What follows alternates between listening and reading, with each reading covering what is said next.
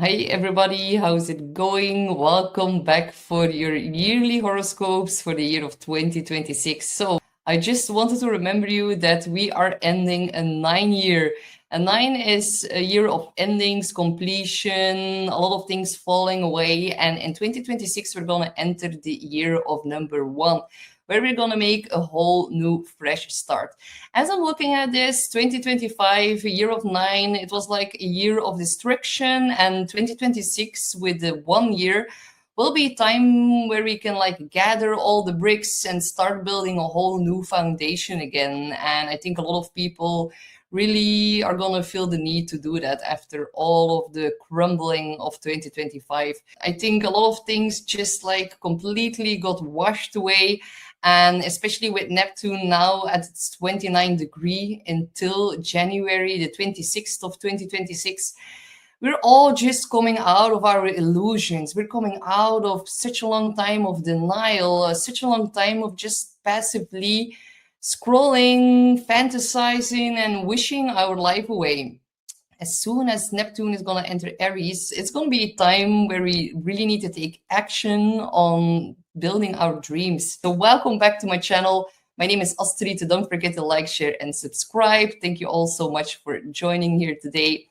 And let's look at the planetary overview for 2026. So I'm just going to give you guys a little bit of a sneak peek before we dive into each of the 12 signs, because I'm going to put a lot of emphasis on the 4 planets, shifting signs, of course.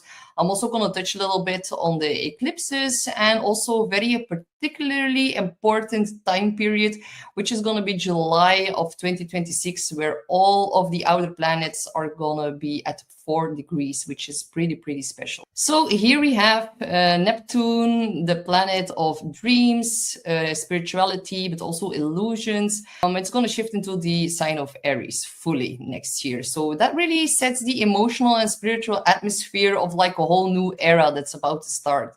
Neptune has been in Pisces for many years, 14 to be exact. It's been dissolving a lot of boundaries, blurring a lot of certainty, and really increasing the heightened sensitivity. It's also been exposing a lot of illusions where we've been stuck in the past in our own denial or in our own fantasy world. And the cycle has really taught us a lot of compassion, but it's also left many people feeling very ungrounded, exhausted, or a little bit unsure of who they are. So on January the 26th, Neptune is going to shift into the sign of Aries for the first time in over 160 years. So yeah, guys, this is a major shift. Neptune in Aries is going to awaken the spiritual will, and it's going to ask us not what to believe in, but what are you willing to act on? And that is going to start pretty soon, in the beginning of next year. So there's like a shift from passivity to initiation, and faith is going to become more something that you live by and really embody, and not something that you escape into. It's really going to inspire a lot of bold idealism, a lot of new movements. We're going to see a lot of new pioneering causes and like spiritual activism being massively highlighted and ignited. But we need to also be a little bit careful about these false heroes, savior complexes, and also conflict that is a little bit driven on illusions. So it's going to teach us that courage without clarity can also become a lot of... it can become chaos, but clarity without courage, that really goes nowhere. And that is going to be the most important lesson. So yeah, it's really going to inspire us to awaken the courage all inside of us to finally act upon what was only existing or living in our dreams. So yeah, that's going to be pretty important, especially if you are an Aries or any other cardinal sign. That is going to be a massive fire initiation for you guys. On February the 13th, just in time for Valentine's Day, we're going to see Saturn ingressing into the sign of Aries as well. It's going to accompany Neptune. On the 20th of February, we're going to see a Saturn-Neptune conjunction. which I'm gonna talk more on in another video, but that has actually already been into play all of 2025. So we already know a little bit what the energy feels like, but that is it's gonna get a massive culmination point in February of 2026 as well. So Saturn, it is a planet of structure, accountability, and also long-term consequences. It's actually the planet of karma and time and crystallizing things into existence. The fact that it's going to be on Neptune, it will be a very good energy to tap into, to make our dreams come true, to really like crystallize structure into our imagination. And I think that is very, very, very important energy to really make your dreams come true. So Saturn and Neptune, they're also going to start a new synodic cycle, and that is going to last 36 years. So this is actually huge. It's enormous. Saturn and Aries is going to shift responsibility back to the individual. So yeah, no more hiding behind any system or any tradition or any authority. That will no longer work, like, at all. So it's going to dismantle like all these outdated models in regards to leadership, because Aries is a very pioneering energy. It's also about like leadership and strong men. That is all part of Aries. It is the warrior spirit. So all of these models and systems that are outdated in regards to leadership are all going to like fully dismantle and fully crumble. It's going to really force new ones to emerge, and that is going to come through a lot of pressure, conflict, or like pure necessity. So yeah, what are you willing to take responsibility for, even it's a little bit uncomfortable? It is really about rebuilding authority, especially without in ourselves. It's about reclaiming our sovereignty as well. It's also going to be about learning a lot of self-discipline, like fixing your own problems, no more institutions to rely on to fix your problems. And also about like taking a lot of initiative without waiting for permission. So yeah, this can honestly feel a little bit harsh at times. Saturn doesn't really like to be in the sign of Aries, but at the end of this one, it's going to be deeply empowering us, because freedom requires a lot of responsibility, and leadership often starts with self-mastery and gaining more wisdom and going through some karmic lessons in regards to that. So yeah, definitely discipline meets the courage to rebuild and restructurize where things have crumbled, but all, especially within our Pisces area of our chart. Neptune and Saturn are finally gonna leave that, and now all the energy shifts to your Aries house. So be sure to check where that one is exactly, to get a little bit more knowledge about which domains of your life are going to be affected by these two.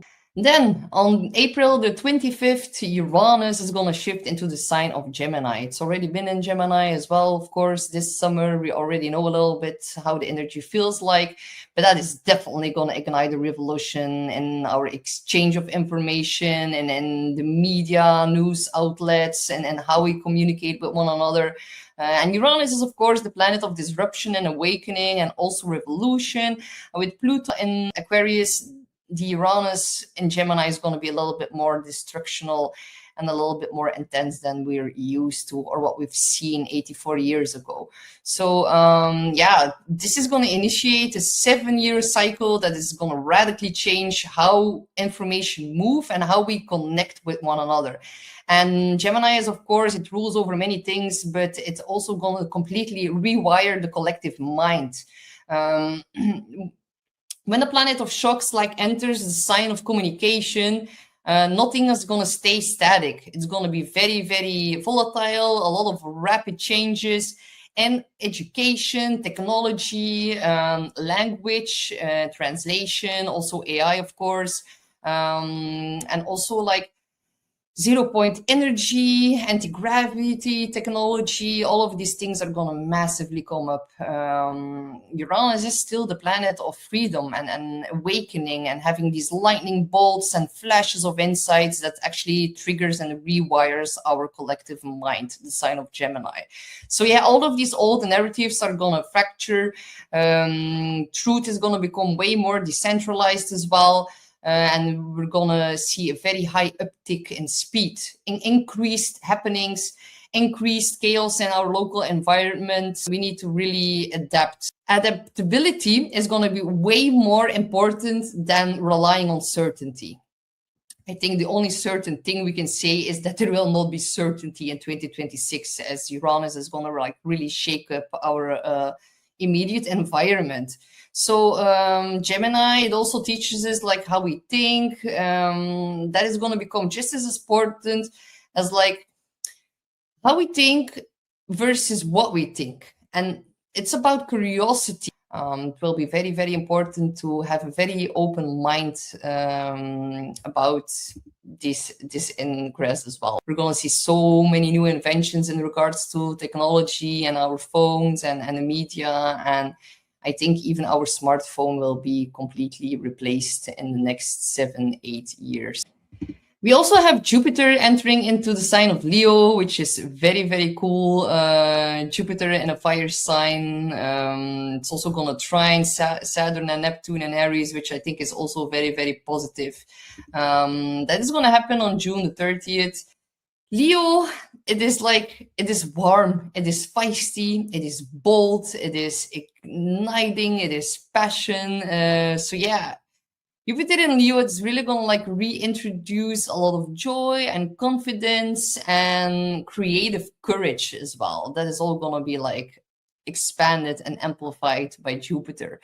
So yeah, growth doesn't only come from struggle. It can also come from passion. I think this is a very welcoming sign to see. And Jupiter in Leo, Leo is another sign of leadership. And I think that is so beautiful because a lot of the planets are going to shift into air and fire.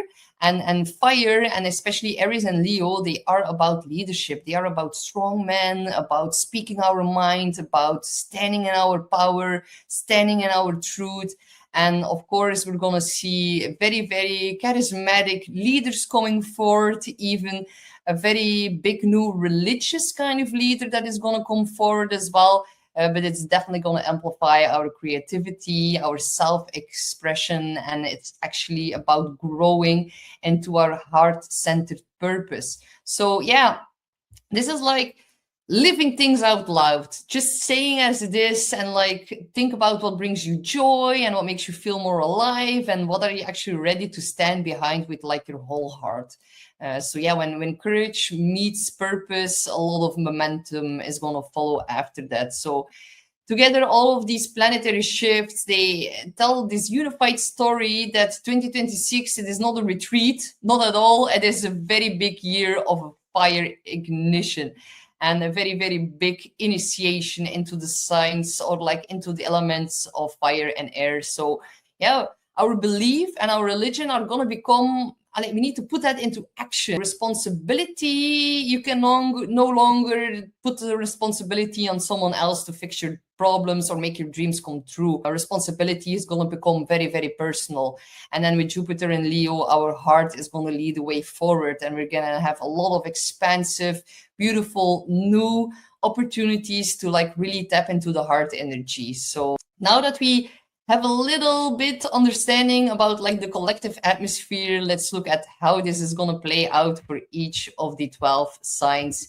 And of course, we're going to start over. Oh, wait, I'm going too fast again. And I think that is also a very, very big notion of the energy. Like I feel like a lot of people are gonna want to run before they can walk, and I would like advise you take some baby steps. And a whole new set of elemental energy is gonna be casted upon us, so I would really advise you to just take it step by step.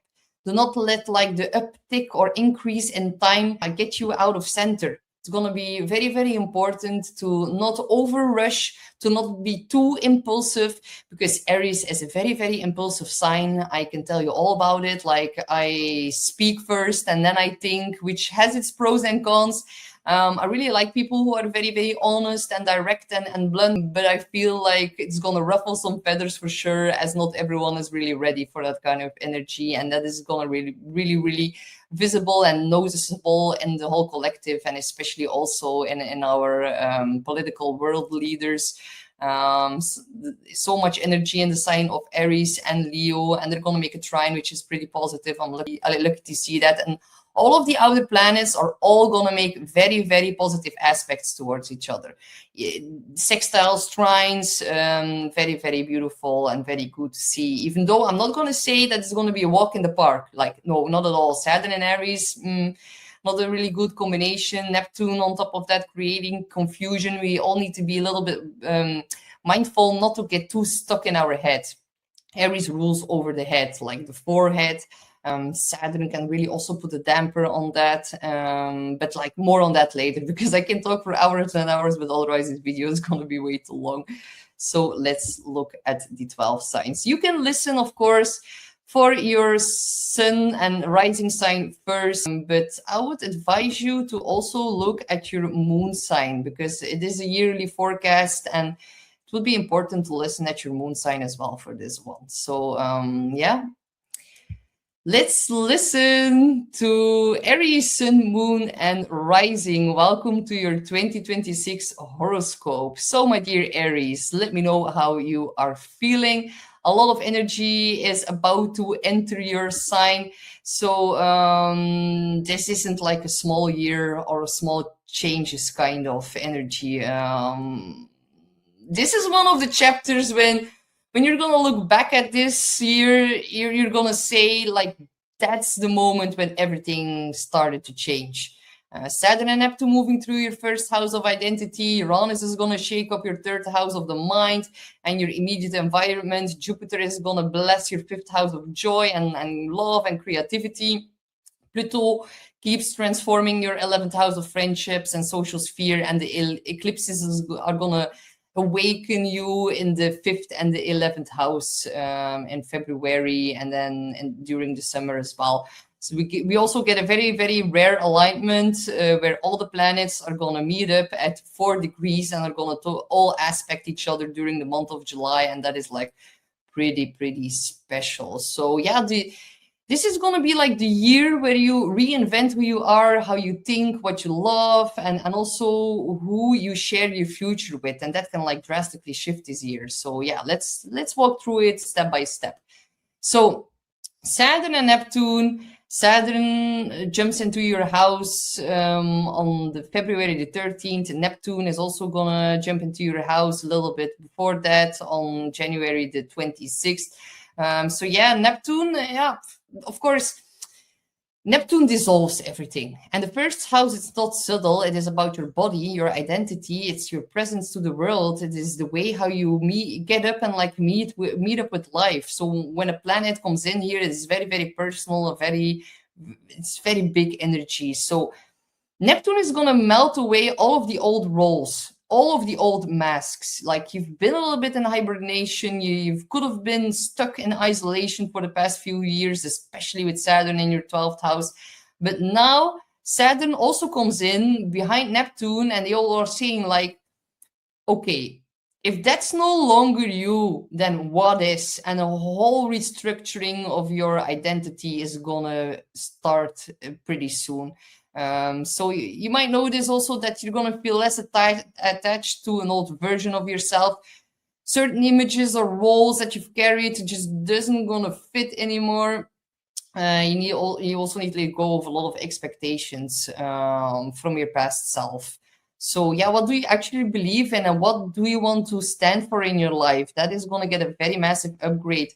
You're being like in a very big metamorphosis that already started during the summer here.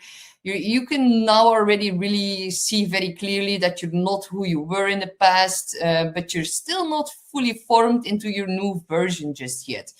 We're now here in this in-between moment or space, and that is exactly what these planets are now working on. They are like reforming your identity. So Saturn and Neptune is also about like spiritual responsibility towards yourself. Take your dreams for your life seriously. You need to take your intuition very seriously. Neptune entering your sign, you're going to get a massive upgrade in your psychicness as well. So your intuition is going to increase.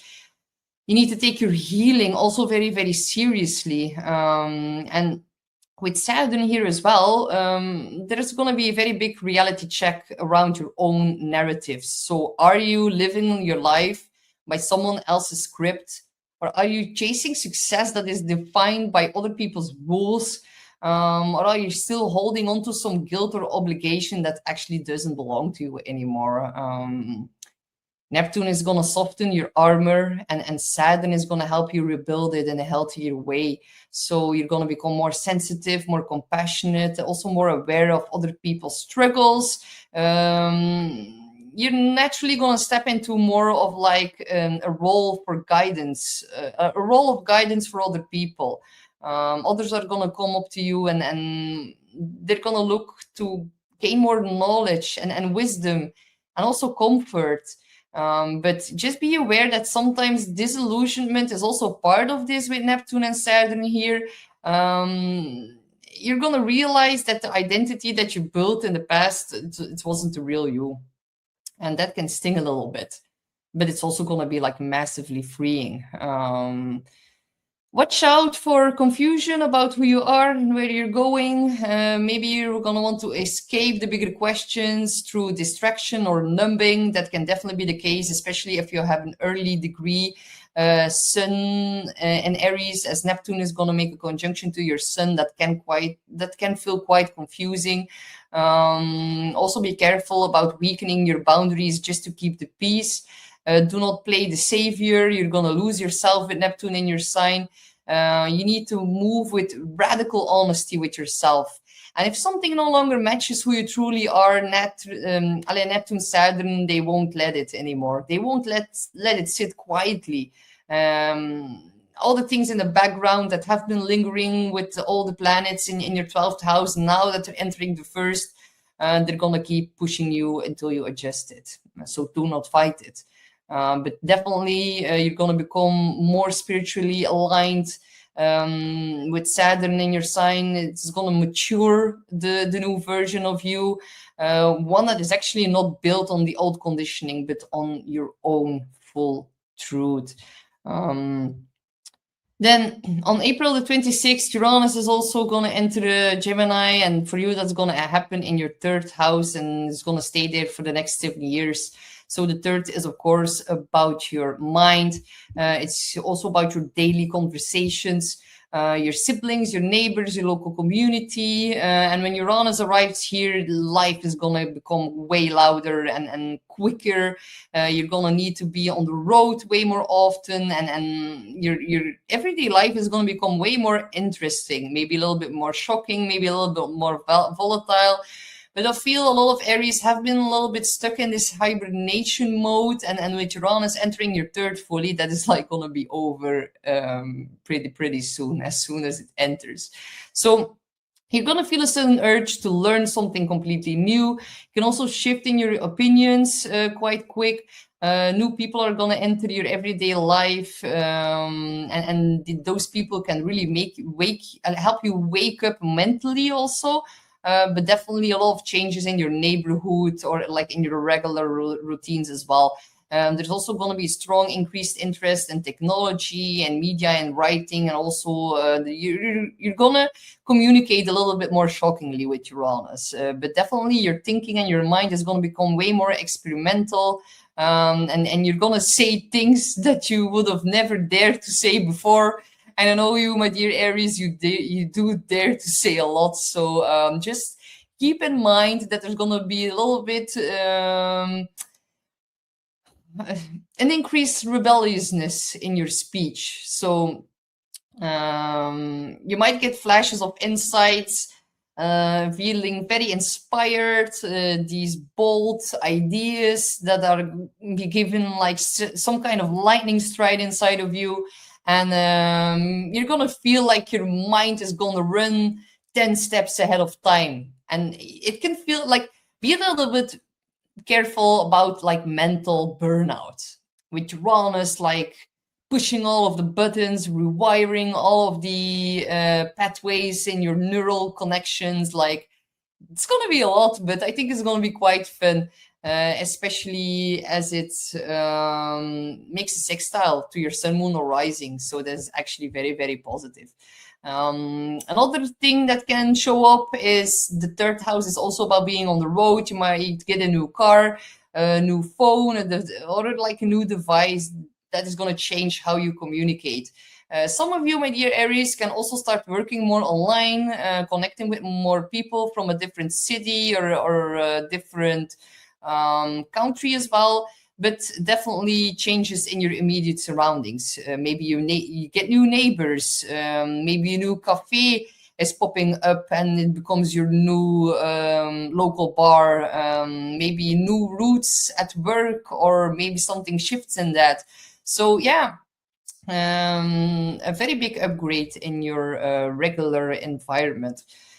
Do, however, be a little bit mindful about mental restlessness. If you're already dealing with anxiety, you're going to have like a brain that won't shut off. So me personally, as an Aries and with my ADD brain, it's going to be important to do reading exercises where you can just like shut off your mind at night. That might be a little bit more difficult. It would be good to listen at binaural beats or frequency music to really calm that brain down. You're going to feel like you're going to jump from idea to idea without actually finishing anything. So try not to procrastinate too much. Also, try to really wrap up every project before you start a new one, because like Aries in itself is very pioneering, and it's always like about getting something new, starting something new. But like wrapping up things or like finishing projects in itself for an Aries is already a little bit more difficult. So now with Uranus in the third, it can even increase that kind of feeling. So also do not poke someone to provoke like a reaction, because you are gonna get some, and you might also feel a little bit alienated from your siblings. That can also be one of the lesser manifestations of this energy. But definitely, the positive thing is that, or the things that you need to focus on here is like focus within, on your own brain, on your own mind, how to really calm that down. Because yeah, combined with Saturn and Neptune in the first, it's, yeah, in a sense, or like essentially it's like rewiring your self-image and also your thinking at the same time. Luckily it's in a sextile aspect, but like who you are now and also how you think are going to become much more aligned with your inner truth. So yeah, definitely something to look forward to. We also have Jupiter entering your fifth house. Oh my God, time for a party, and it's going to be more than one party. Let me tell you, because the fifth house, it is about our romance. It's also about like passion, attraction, dating, fun connections, flirting, creativity, your artistic expression, your hobbies, your passions, your children. Everything that gives you play, joy, or pleasure in any means is going to be ignited and amplified by Jupiter. Dear Lord, that is going to be so cool, especially as it's going to make a trine to your sun, moon, or rising. So yeah, the universe is like going to turn up the brightness and all the volume in your section of happiness. Like, thank God. With Saturn in our sign, we're really going to need to have Jupiter to balance some of that seriousness out. So you might fall in love, you might take a creative risk that really pays off, you might start a new passion project or some artistic venture, spend more time with your kids, or maybe some of you are going to really start seriously thinking about having them, and your talents are going to become way more visible. If you're someone who needs to perform or create something or share something in any kind of way with like an audience or some kind of public, then that is going to get a massive increase as well. The natural magnetism is heightened. You shine even brighter. And you're not even going to have to try to do that. People are going to feel very drawn to your warmth, to your humor, and also to your bravery. And I'm telling you guys, the fifth house is the house of like spectacular gains, speculative gains. Oh my God. And that is going to get increased as well. So maybe it's time to buy some lottery ticket. Maybe you're going to have a windfall of money. If you do take a little bit of a risk with money, that can pay off, but maybe be sure to maybe book in a session before you take a big risk and you have something bad going on in the eighth house. Would be wise to double check that. but definitely there can be like an increase in all of the things that make your heart sing. So that is actually very, very cool. Give yourself permission to enjoy life again after these 12th house transits that are now fully over. You had some very heavy internal work for the last 14, but especially the last 3 years. Jupiter in Leo loves the spotlight, I love the energy. Get on stage, post more, just show yourself, show your face, share your work. You're gonna be praised, you're gonna be celebrated for who you are and what you bring to the table. And if you're not on stage and you do not want to perform or show yourself, and then the kids are gonna bring a lot of blessings into your life this year. You might also experience like a renewal of your inner child. So yeah, that is very, very beautiful. Do not overdo it with partying, with overspending, with drama and romance. Be a little bit careful about that. Also, keep your ego in check. Do not do not let it get overinflated. Be careful about needing too much attention or validation non-stop. Really stand in your power and in your strength, but do not go ask people for non-stop validation. Otherwise, the Jupiter transit is gonna backfire a little bit. But yeah, definitely very good for confidence, for being generous, being joyful, and also know that you don't need to prove anyone you're special. You are special, and people are gonna definitely notice that. So just let your joy and your creativity radiate, and the right people will really gravitate towards you. So yeah, the entire year, of course, we also have Pluto that still moves through your 11th house. The 11th is about friends and your social sphere. Pluto is, of course, not light energy. It's very deep and intense and transformative, and it's going to expose what's real and what's fake in your social landscape. So certain friendships or group connections might be ending, but they're going to be replaced by new, powerful, influential people that are going to come into your world. So yeah, you're also going to become way more aware about like the politics or like the dynamics of politics in your community, but also like on a world stage. You're also going to realize that you've outgrown certain people and places as well. But yeah, it's definitely about how you hold your power or how you give away your power, or vice versa within a group settlement. So yeah, how you show up in your groups, how you influence them, and if you care about social status and how your status impacts your group involvement as well. And I think you're going to increase in power in your friend group, especially if you have an early degrees, Aries, Sun, Moon, or Rising. Pluto is going to make a sextile towards that, and you're going to be handed an increased moment of power. So do not play small. Do not keep yourself small for your friends. Not twist yourself to fit in, but also do not manipulate or influence people in a manipulative way in your social sphere, or you're going to lose your power. Also, you're going to have eclipses in February and also in August and July. They're going to activate your 5th and your 11th house. So yeah, the 11th house is about our friendships, and the 5th house is about love, creativity, and romance. So eclipses are often like times where fate takes over and we jump timelines or get some kind of opening or window, and for you it's about like friendships and communities and joy and creativity, and they're going to be very central in your path of destiny this year. So then in the mid-year, around July, June, July, Neptune, Pluto, Uranus, and Jupiter, they're all going to be sitting at 4 degrees. In your identity, your mind, your voice, your pleasure, and your friendships are all going to be aligned. So it's like the universe is weaving together these 4 major areas of your life into like one pattern. So you're going to have a very big creative or public breakthrough. You might step into a leadership role or a more visible role as well.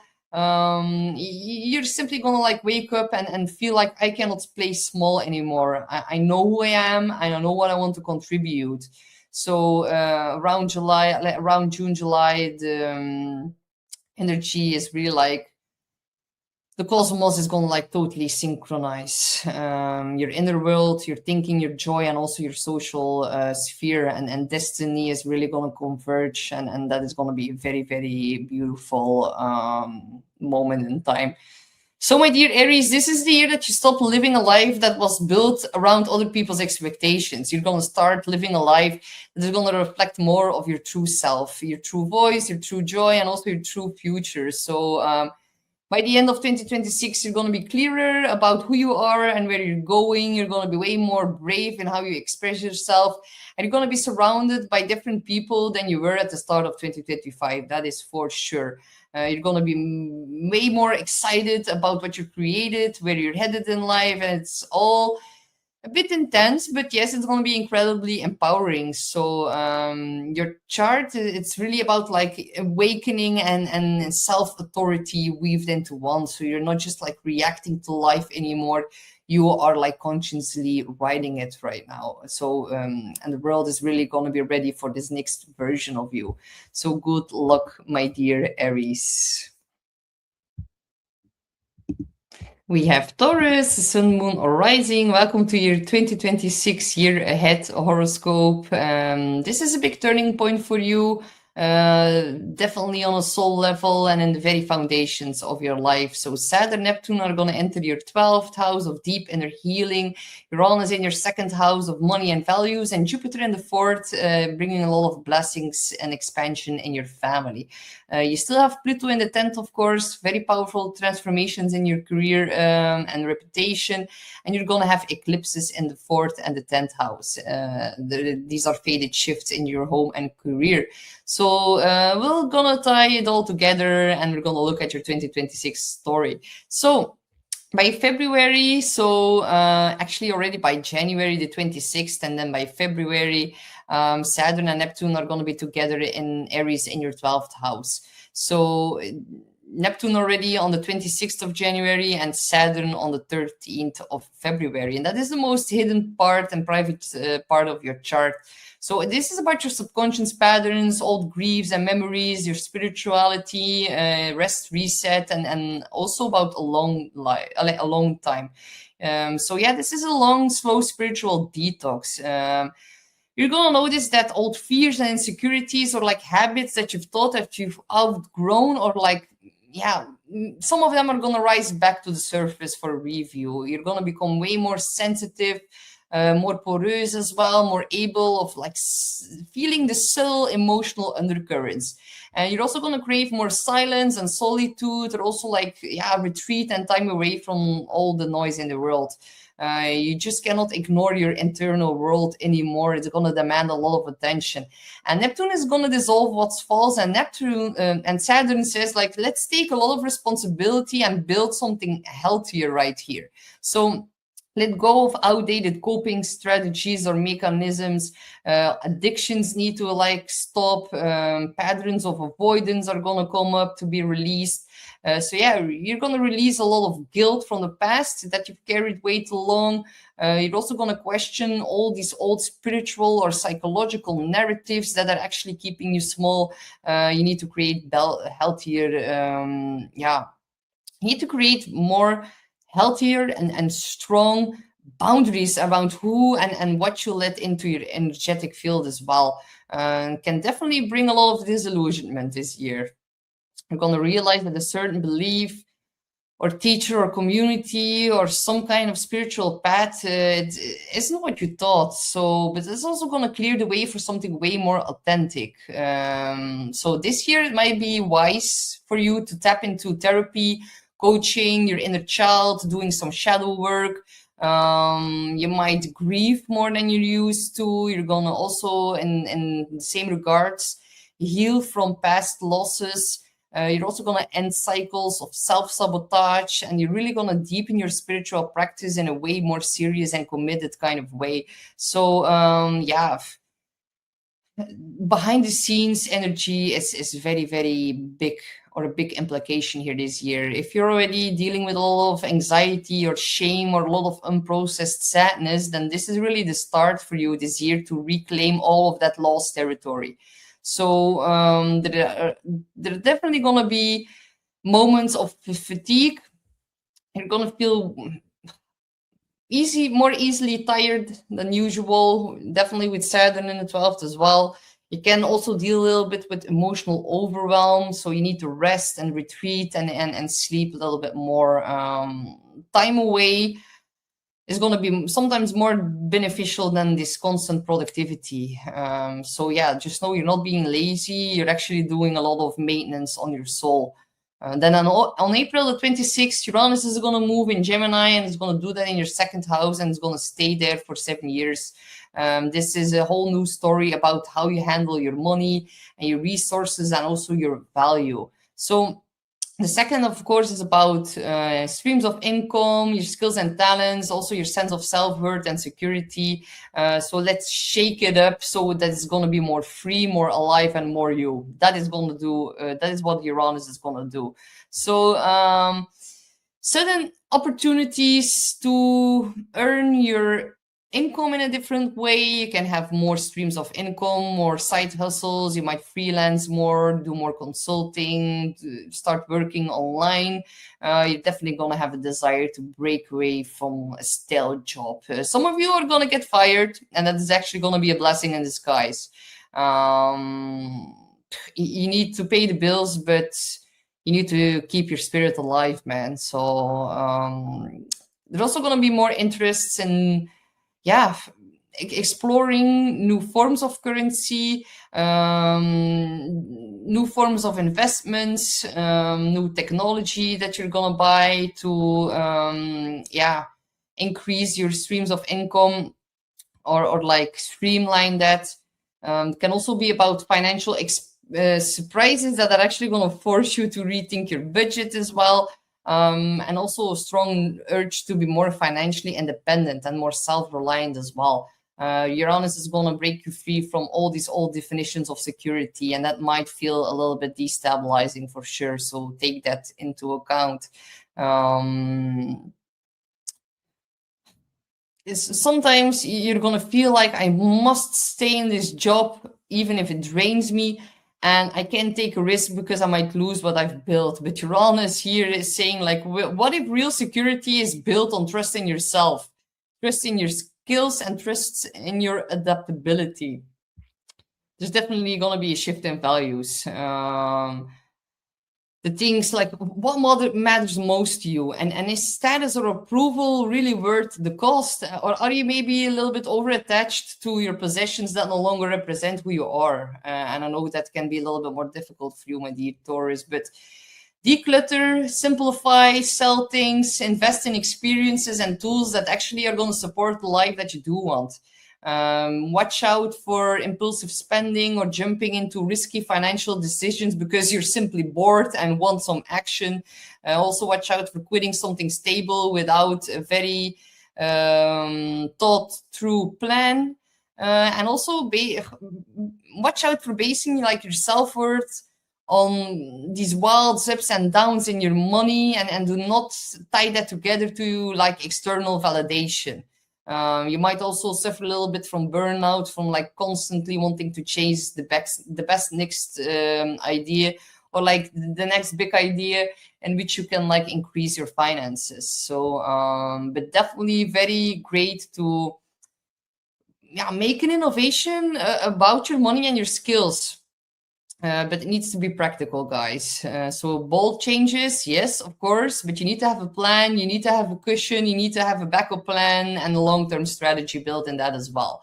On June the 30th, Jupiter is going to enter Leo, and it's going to do that in your 4th house of home, family, foundations, and going to stay there until mid-2027. So this is a very vulnerable, very sensitive part of the chart, the EC at the bottom.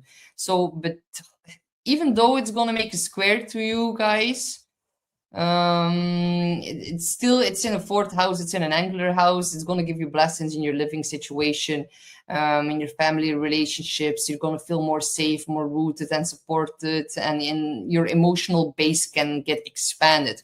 Your family might just get literally or figuratively get expanded as well. You might move to a bigger or more joyful house. Maybe you want to like renovate or like build something. It's like expansion of the physical home. You can beautify or like expand your living space. You might also have like more marriages or more births and festive things going on in your family as well. If you felt a little bit alienated from your family, you might reconnect with them in a way more warm way, or the generosity. There's going to be more generosity in your family. Some of you might also, with Uranus in the second and Jupiter in the third, fourth, maybe work more from home, or your home can be a place that can make you feel expansive and joyful and happy, and yeah, it's gonna bring a lot of pride and warmth and generosity to your private life. So you might even take more pride in your family or in your ancestral lineage or in the actual home that you've built. So this creates deep inner stability. And after all the internal clearing and all the financial thinking, here Jupiter says you deserve some comfort. You deserve a safe, loving base where you can recharge until you're ready to go out in the world again. Watch out with this one for like overspending on your home because you want it to be perfect or too luxurious. Definitely a theme for my dear Taurus. Also watch out for taking on too many relatives' problems or from your family because you care too much and you're too generous with your time and effort. Also, yeah, be mindful about getting so cozy at home that you're going to procrastinate on your career changes, the changes that you actually know you need to make, because Jupiter makes an opposition to Pluto in the 10th, of course. But this is a very supportive placement. Your home is going to be your sanctuary this year. And then Pluto in your 10th is still affecting your career and your public life and your social status. And it's about power, transformation, and rebirth in your professional path and your overall life direction as well. So yeah, there can definitely be a deep urge to change your careers. Maybe you want to change the industry. Maybe you want to change your leadership in the world. You can have definitely a lot of power struggles with bosses or institutions or people who have like a higher up position than you. You're unconsciously being drawn in like situations that are like in some kind of way at high stake at work. And the old way of doing your job is going to be over quite strongly. You want more control over your time and your reputation and also your destiny, but definitely Pluto can bring a lot of intense people in your professional life. Powerful, influential, but sometimes also controlling and manipulative. So some of them are going to offer you very good opportunities, and others are going to function as some kind of catalyst that are going to push you to say like enough is enough and I really want to do this my way. Some of you are going to want to become self-employed from the basis of your home because you're going to be a little bit fed up with all of the power and control and manipulative dynamics in the outer world. Do not be controlling and manipulative yourself, otherwise it's going to backfire on in your reputation. So yeah, let go of old career paths that actually no longer match your values, and also examine where your ambition has come from fear or obligation rather than from your true purpose. Pluto is interested in the truth in the 10th, and it's very, very visible for other people. So what is your real calling, and what kind of work lets you use your full power, or let it be, like which job lets you be in your full power? What do you want to be remembered for? We all know you don't know how. We all know you don't have the full answers yet, or all the answers just yet. But you're gonna feel a lot of pressure to really take your role in the world very seriously. With this one, you need to watch out a little bit for like dynamics at the office, like office politics. Hidden agendas, manipulation from others or yourself in regards to your career and your boss. Don't stay too long in a toxic environment because it's feeling safer than change. That is going to backfire and cause a crisis. Definitely during July. Do not over-identify with your status or your title, and by that forgetting your actual well-being, and do not try to control everything instead of strategically choosing your battles. You're going to step into a way more powerful, purposeful, professional life over the next several years. Because this year we're going to have eclipses and Aquarius and Leo during February and July, and during the spring and the summer. And this is the same area where Jupiter and Pluto are going to activate your chart. So it's actually giving us a big clue. Fate is focused very heavily on your home and career axis this year. And with the February eclipse in the 10th, that can bring like a new professional direction, can even bring an unexpected firing or change of job. Maybe your boss is going to want to quit because he's going to have it. Promotion, change in status, public recognition, a sudden change involving a company or a structure in regards to leadership. But definitely your public role is changing. So yeah, work on that consciously. Do not try to fight it. Then in July, we're going to have a mid-year eclipse in the 4th house. It's going to bring attention to your house. Maybe you want to move, maybe you want to relocate. Maybe some of you are going to need to relocate because you're going to have a new job, or vice versa. Maybe some of you are going to relocate and you need to find a new job.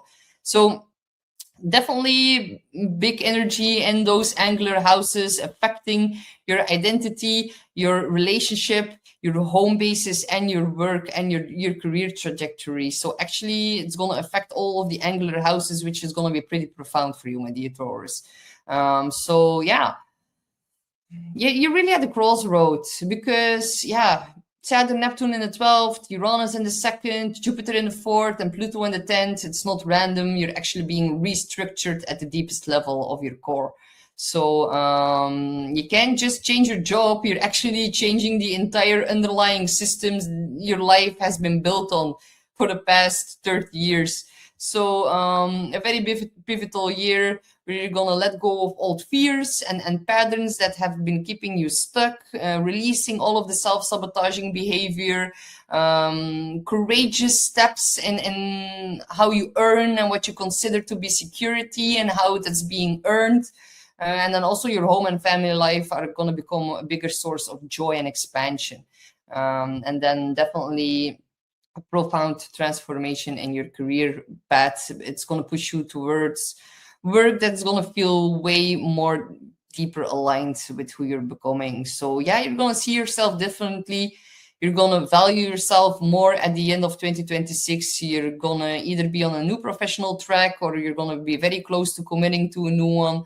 And your home life is going to look and feel significantly different. So restructuring the foundations, healing within, changing how you earn, stabilizing your home, and transforming your path in the world. So you're not meant to stay stuck in an old version of security anymore. This year is going to ask a lot of you, but it also is going to give you the chance to step into a life that feels more honest and more free and way more deeply secure than anything that you've ever known before. So good luck, my dear Taurus.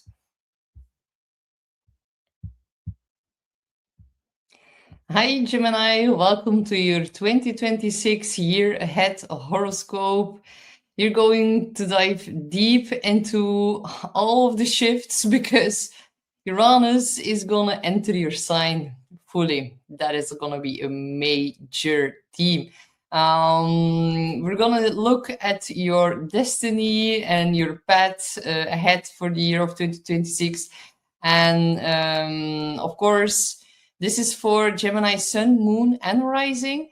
Saturn and Neptune are going to make a conjunction in your 11th house on February the 20th. They're going to shift into January the 26th. Neptune is going to move into the 11th, and then on February the 13th, Saturn is going to accompany that as well.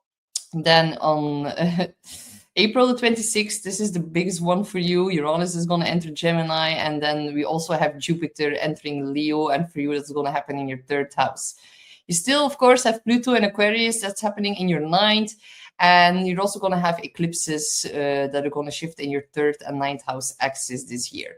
So, yeah, this is going to be pretty interesting, because Saturn and Neptune are going to start a new 36-year cycle, and it lands in the part of your chart that rules over the friendships, communities, networks, your social sphere, your support systems, but also your dreams, your causes, and your long-term vision. And it's also about your role within your society, or within society as general. So Saturn is actually asking you, which connections are truly aligned with your future? And Neptune here is asking, where have you idolized your belonging at the expense of your own authenticity? So let go of groups, labels, and communities that no longer reflect who you are. And also, you're going to form new networks that are going to be way more aligned. Forming more higher vibration kind of networks and friends, that are just like accompanying you and your evolving identity. So also, you're going to get some tests and reality checks in your hopes and long-range goals in the 11th. And also, you're going to heal from disillusionments about your friendships or your past tribes. You're actually redefining your place in the whole collective. And you're not here to fit in, you're actually here to lead, especially within your social sphere or within your community. So yeah, there's a lot of wisdom developing in you, and others may turn to you as like a voice of clarity, someone who can really like cut through confusion with a lot of honesty and logic. So you're going to become an even bigger organizer, a bigger advocate, or like a visionary within your community. So this might show up as like, maybe you're going to do or overdo a lot of emotional labor for other people. With Neptune, you're going to become way more sensitive to the needs of your friends. You might also internalize other people's expectations of what you should be or how you should behave in your friendships or in your circles. You might also feel a little bit guilty for outgrowing some long-term friendships. Just know that this is part of the deal for you this year, my dear Gemini. Do not try to save everyone. You cannot do that. So there will definitely be a crumbling of illusions around belonging.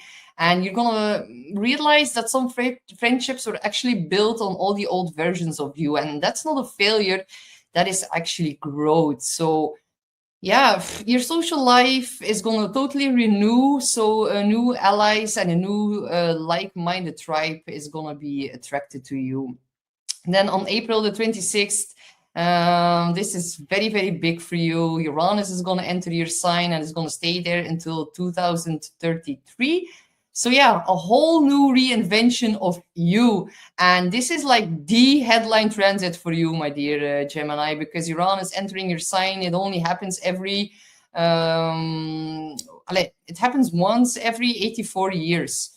So yeah, pretty spectacular if you ask me. This is like a whole rebirth of your identity. So you're going to surprise a lot of people and even yourself with what you're going to do, say, and how you're going to like totally innovate and reinvent your life. There can be bold new experimentations with your style, your appearance, your expression, but also your purpose is going to be totally rewired. So new roles, new versions of you that are going to emerge rather quickly. There can be sudden shifts in directions, and the old boxes no longer are going to hold your old identity. So stop editing yourself to be acceptable. No more shrinking to fit in. No more overthinking how others see you. You're going to become way more authentic, independent.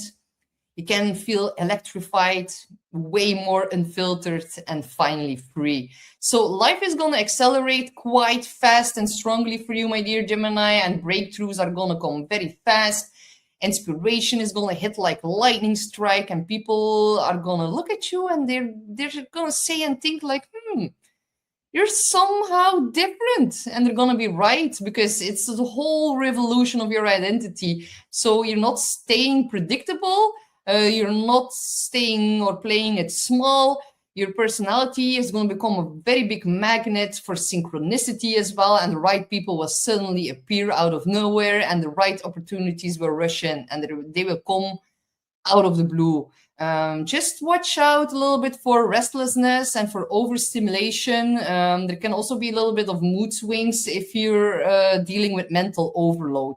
So very important to take time to unwind, because everything is going to change so fast, and maybe you're not going to have a plan for that. But I always say, like, no plan is the best plan, and just go with the flow.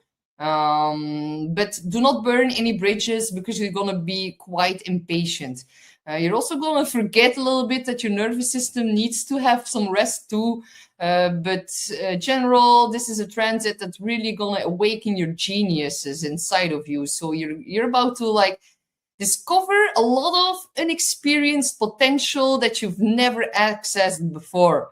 That is pretty exciting, my dear Gemini.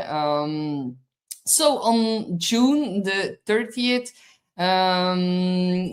Jupiter is going to enter into Leo.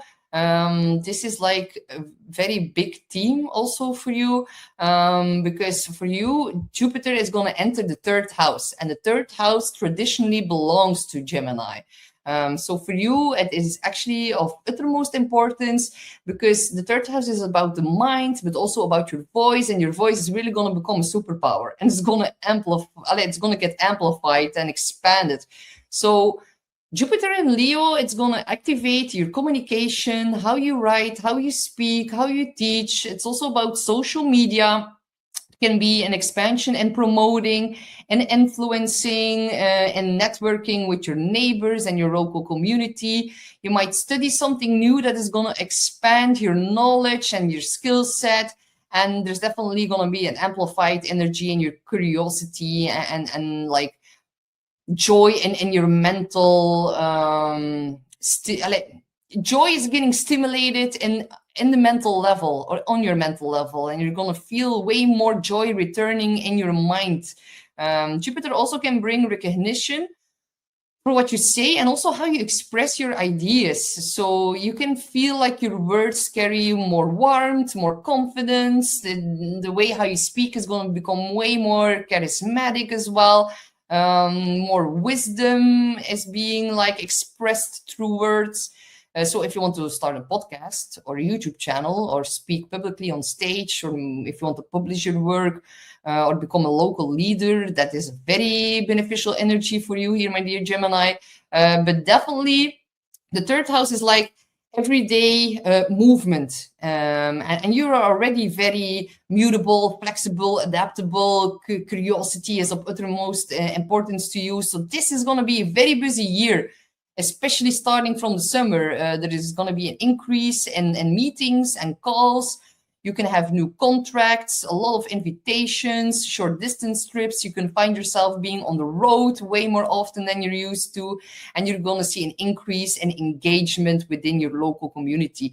And Uranus is also, pumping up your authenticity. And then with Jupiter in the 3rd, when you speak, people are definitely going to listen. But also avoid a little bit oversharing, or appearing a little bit or arrogant in your knowledge. Maybe you're going to promise way more than you can deliver, and that is something that you need to be mindful about, because Jupiter can over expand. So do not go into any local drama and gossip. And also, be mindful of oversharing when actually boundaries are being needed. But overall, this is a very positive energy. Your voice is going to change your future. You're going to communicate very boldly. You're going to be open to share your ideas and share your wisdom and your knowledge. So if you're in the teaching field, this is very, very beneficial energy. This is actually your chance to be seen and heard.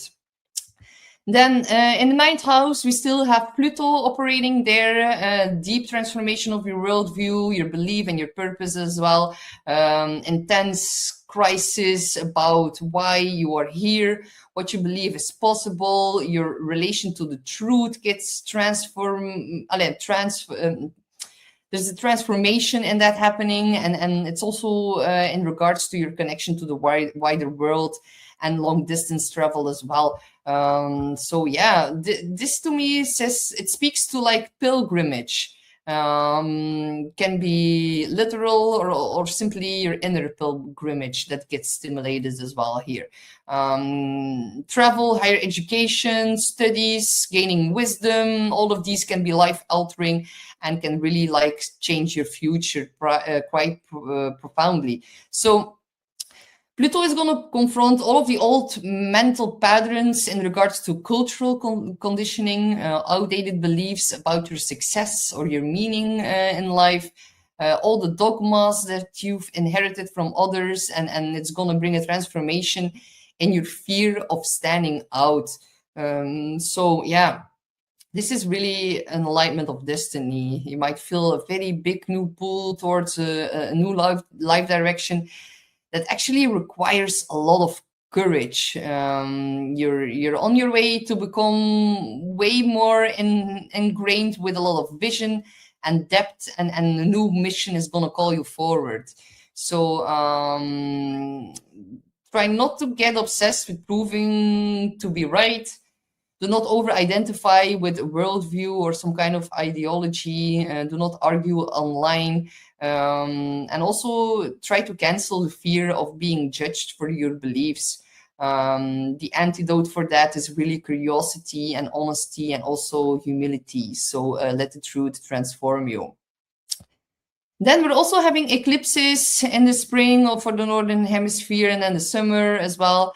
And that is going to happen for you, my dear Gemini, in your 3rd house of the mind and your 9th house about belief system. So your voice is evolving, your perspective is evolving, your future path is getting a major upgrade. The first eclipse is on February the 17th. That is the one in the 3rd house in Aquarius. You're gonna get a profound message that can shift your whole direction.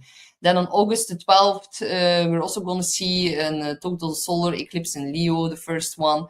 I'm shifting. Like the first one in February is in your 9th, excuse me. And then the second one is, of course, the total solar eclipse in Leo, and that's in your 3rd. So the 3rd house.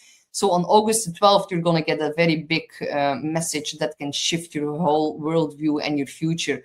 First, the Aquarius solar eclipse and the 9th is really it's gonna be a burst of energy into the house of higher learning, higher wisdom. So maybe first you're gonna get through a very important lesson around February, and then on August the 12th, when it's happening in the 3rd house, the other eclipse, then you can have a message that really is going to profoundly shape and reshape your future.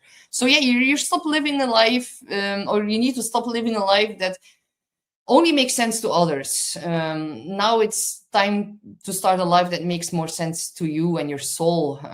So the 3rd and the 9th house axis and the eclipses that are going to happen and that are going to activate themes around publishing and broadcasting and traveling, long distance, short distance trips. And it's also about learning and teaching opportunities. And it's very good for breaking out of your bubble because your worldview is going to change. And with that, of course, also your path gets altered. We also get a very powerful alignment in July. All the planets are going to be at 4 degrees and they're all going to be activated together. Jupiter, Pluto, and Saturn and Neptune. A lot of opportunities are going to arrive very suddenly and out of the blue. You could have a lot of important invitations, or you strike a deal in regards to publishing something. A trip overseas can suddenly change everything, or maybe a new community or movement is really gonna call you towards it. So yeah, this year your authenticity gives you your voice gives you your purpose in the 9th, and your purpose in the 9th gives you your place in the world with the Gemini and Uranus and Gemini in your sign. So yeah, 2026, it's really a year of radical reinvention for you when you step out of, if you step out of your every old identity out of all the old identities and like finally reclaim the life that truly feels like yours. So yeah, you are waking up to who you really are, and the world is going to respond quite strongly to that. So yeah, this year it doesn't just change your path, it changes who you believe you are, and therefore also what you believe you can do. So stop watching from the sidelines and start leading with your truth. So if that resonated for you, my dear Gemini, you can always book in your 2026 session. You'll find a link for an astrology session in the description box below. And I wish you good luck, my dear Gemini. We have Cancer, Sun, Moon, or Rising. What's up, my dear Cancer? Welcome to your 2026 yearly horoscope. We're going to dive into the major outer planet transits that are going to be unfolding this year. And 2026 is really going to be the year that you rebuild your life from the inside out. You're going to create more security that actually is going to support who you're becoming next. So, quick overview: Saturn and Neptune are going to shift into your 10th. Uranus is going to move into the 12th, Jupiter in the 2nd, and Pluto is still in the 8th. And you're going to have eclipses that are going to happen in your 2nd and 8th house axis. They are going to happen around February and July. So July 2026 is going to be huge. We can see a chart here for July.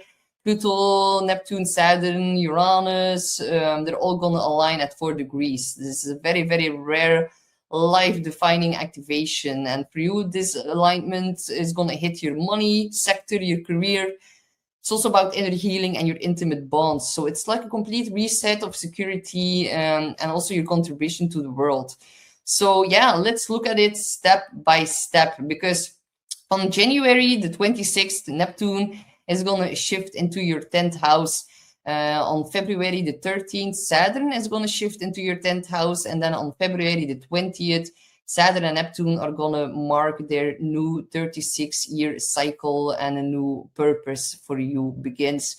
In the 10th, that is about your public life, your career, your reputation, and also what you are building.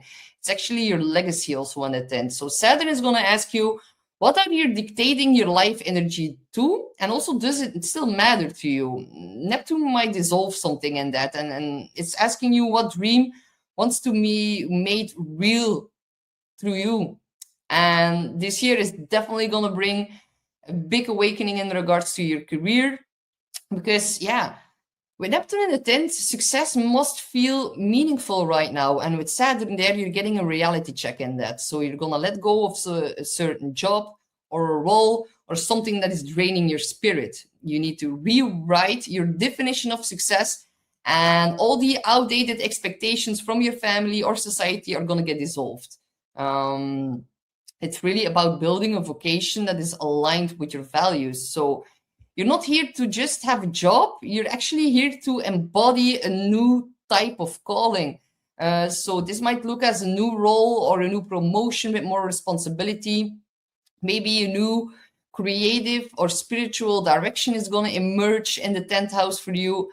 A long-held dream might also suddenly become possible, and you're going to get public recognition for the real you. But first, Neptune, yeah, the illusions need to fall away. So the shadow work that needs to be done here in the 10th is about, there can be disillusionment with bosses or some kind of institution that holds power over you. It can also be in regards to your father or some kind of parent. There can also be a burnout from trying to prove yourself. And be careful about confusion that can pop up about your direction in life during this transition.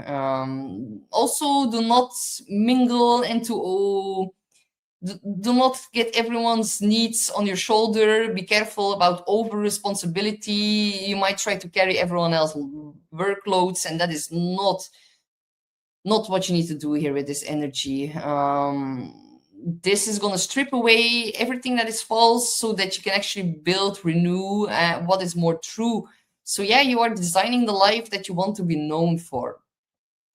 On April the 26th, Uranus is going to shift into Gemini, and for you that is happening into the 12th house. This is going to be a radical shift in your inner world. This is a transformation that happens behind the scenes. The 12th is about your subconscious. It is a journey of healing. It is also about your spiritual life. So there can be breakthroughs in your emotional patterns. Things from the past that have been blocking you are suddenly going to be shaking free or shaking awake. It's also about healing past trauma. There will be a lot of development coming forth in your intuition. And also it's about the beliefs that you carry beneath the surface. So With Uranus in the 12th, shaking up a very deep subconscious terrain, you might crave more solitude and rest and retreat to recharge the battery. You might become more drawn to certain alternative therapies and meditation. It would be good to keep a dream journal. You're also going to discover a lot of hidden talents, or you're going to become like awakened into your spiritual gifts. But if you're going to overburden yourself with everyone else's needs and problems and do not become the fixer, this year you need to fix yourself and your subconscious beliefs, and you're also going to like wake up to new internal stories that have been lingering for such a long time, and you're going to become aware of that, and they will then no longer be able to define you. So this is actually a liberation from the old ghosts that are found in the 12th house. So yeah, it's like a whole big inner rewiring. All of that is like being updated so that your outer life can finally match who you're becoming. So yeah, watch out for a little bit restlessness when you're gonna feel quite restless if you're not gonna, yeah, when you suppress your need for quietness. So restlessness when you suppress your need for like recharging your batteries, that is gonna then manifest in your dreams, because our sleeping patterns are found in the 12th house. So there can be sleep disruptions, there can be spikes in anxiety, and shutting off your mind at night can be a little bit harder. And also be careful if you feel overwhelmed that isolation doesn't turn into avoidance. Also, do not overemphasize or overfocus on wanting to heal too much too quickly. You could even feel burned out from that. So, but definitely a great purge is really happening in your subconscious limitations. So you're actually freeing the part that has been quietly steering the ship, and you are taking charge of the wheel again. And that is actually very, very good. You're going to feel such a big liberation by that. Then on June the 30th, Jupiter is going to enter into the sign of Leo. For you, of course, that's going to be in the 2nd house. That means Jupiter expands and amplifies everything, can manifest in more money. The flow of money getting amplified. You might be celebrating your worth, your self-worth, your skills, your talents, and in expansion and that coming forth as well. You might invest more in yourself. You can feel more stable in these areas. So there's definitely gonna be a very big glow up. You might increase your prices. So when you ask for more, you're gonna receive more. You're going to attract better opportunities in regards to your finances. There can be an upgrade in your material life. And it's also about believing in your value. So you deserve prosperity. And you also are going to know how to create it. Jupiter works both ways. So also be a little bit mindful for overspending just to feel worthy. Generosity can also turn into like financial rescuing other people. Do not do that. Your ego is going to become more tightly involved to money. Be careful about wanting to acquire luxuries that actually drain more than they give. But Jupiter, it works best when you spend based on joy and confidence and not out of comparison or some kind of pressure. So definitely your financial foundations are getting strengthened, and it's going to support your evolving career direction with Neptune and Saturn in the 10th. We also, of course, still have Pluto in the 8th for you, my dear Cancer. Deep transformation of intimacy and shared resources. Pluto is definitely digging up all of that, what has been buried, so that it can actually be healed and reclaimed. So where have you been giving your power away? Pluto says you need to retrieve that or regain that. So the 8 is, of course, about trust issues. So trust, vulnerability, merging, separating, shared money, power dynamics. So you might, with this energy, reevaluate your financial entanglements. You might also heal a lot of trauma around intimacy and security. It's also a good way to release toxic or codependent patterns in your life. Yeah, you need to take back your power that you once gave away. You're also going to become way more selective about who earns access to you. This is about emotional sovereignty, and that is going to be earned through honesty. The shadow side of this is that you need to watch out a little bit for fear of dependence. Don't cling to control. Don't give too much to feel safe. Do not go fix other people's traumas. That's going to be a little bit more difficult. You can share deeply without abandoning yourself, and this is the lesson of Pluto, because your energy is very precious, and you need to consciously choose where it flows. Then in February and July, we're going to have eclipses in the 2nd and the 8th house axis. So the eclipses really are going to accelerate the themes around money and trust, and they're going to like revolutionize that this year. So they're going to highlight what you own versus what you share, who supports you, who drains you, what you truly need to feel safe. So February might reveal some kind of financial or emotional imbalance, and that's going to push you or nudge you to totally restructure. July can definitely bring a turning point moment. There can be a new source of income or like a new foundation of self-worth emerging from that. The most important part is that you are actually ending some survival patterns, and you're actually stepping into a more empowered consciously sharing your resources. And then in July, which we see here at the chart, this is a chart from July, Pluto, Saturn, Neptune, and Uranus, Jupiter are all gonna be at 4 degrees. Like, look how massive this is. This is so spectacular. This is so rare. We've never had that in recorded history. It just doesn't exist. So all four corners of your foundation are actually being activated, which is, of course, your career, the 10th, your 2nd, your money, your inner healing is also affected, and then also intimacy and power. So this is a very pivotal point and a very big switch of destiny. Breakthroughs are gonna appear. There can be a major shift in your career. There can be a financial upgrade accompanied by that. I'm gonna take a little sip. So by this major career shift and financial upgrade, by that there can also be a decision being made in a partnership. With that comes a very deep release of the past and a new calling that is going to become undeniable. So this is the moment where you're going to step into the life that you've been preparing for. And the core theme for you is definitely rebuilding your foundations from a healed, empowered, and a place of trusting yourself. You need to get out of survival mode, and you're actually designing security that's going to elevate you.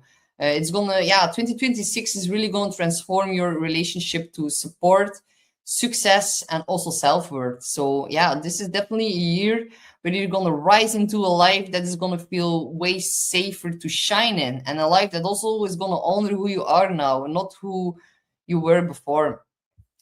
So my dear Cancer, if you want to know more about 2026, you can book in a personal reading. You will find a link for that in the description box below, and I wish you good luck in 2026. We are having Leo, Sun, Moon, or Rising. Welcome to your 2026 year ahead horoscope. We're going to dive deep into like the big outer planets that are going to move this year, how they're going to land in your chart, how the eclipses are going to activate a new chapter in your relationship and also your identity. Because, my dear Leo, for you, this year is pretty important, as we're going to have the first set of eclipses in your sign. So yeah, this is going to be one of those years, the kind of year that's going to totally redirect your story. So 2026 is going to be the year that you're going to step into a new era of purpose, partnership, visibility, and also learning how to be fully yourself while still being deeply connected to others. So let's go over a quick overview. Saturn and Neptune are going to be in your 9th house starting from February. The 9th is about your beliefs and your worldview. Uranus is then going to shift into your 11th house of friendships. Jupiter is going to enter your sign. It's going to amplify your confidence immensely. Pluto is still in your 7th house in Aquarius, where it's transforming your relationships to other people. And you're going to have eclipses in your 1st and 7th house. So it's going to highlight the axis between me versus we. That's going to happen around February and July. So in July, we're also having a very, very important aspects that are forming towards all the outer planets. We can look at it here in the chart. All the planets, Pluto, Neptune, Uranus, and Jupiter, are all going to be at 4 degrees of their signs, or of their new signs.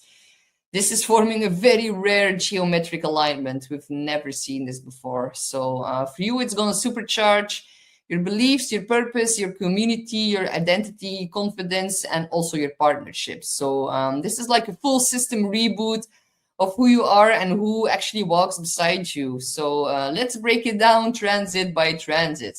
So let's start with Saturn and Neptune. Neptune is going to enter your 9th house on January the 26th.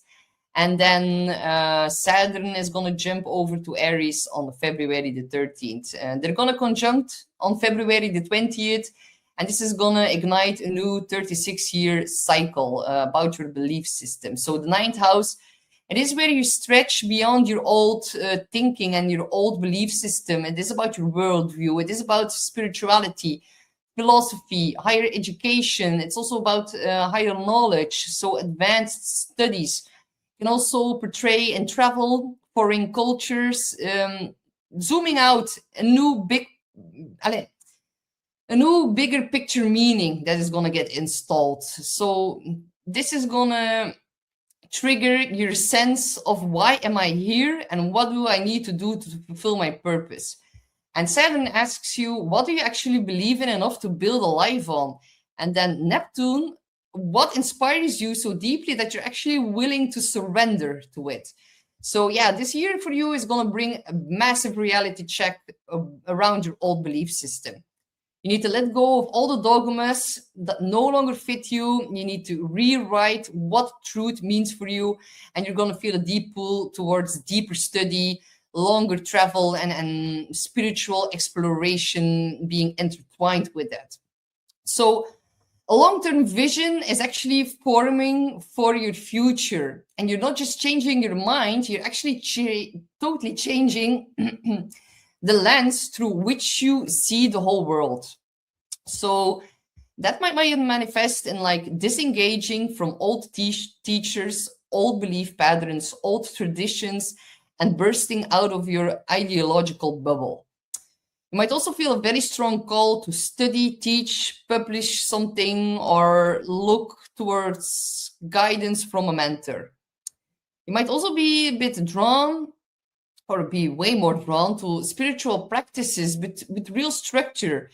It's not just about the vibes and it's actually about putting real structure to your spiritual beliefs and practices as well. And the 9th house is also the house of religion as well. Some of you are going to totally adopt a whole new set of religion. You're also going to recognize that certain dreams were actually based on someone else's expectations, and you're going to finish that. So the shadow work here with Neptune and Saturn in the 9th is about disillusionment with religion, with institutions, with certain fake spiritual gurus.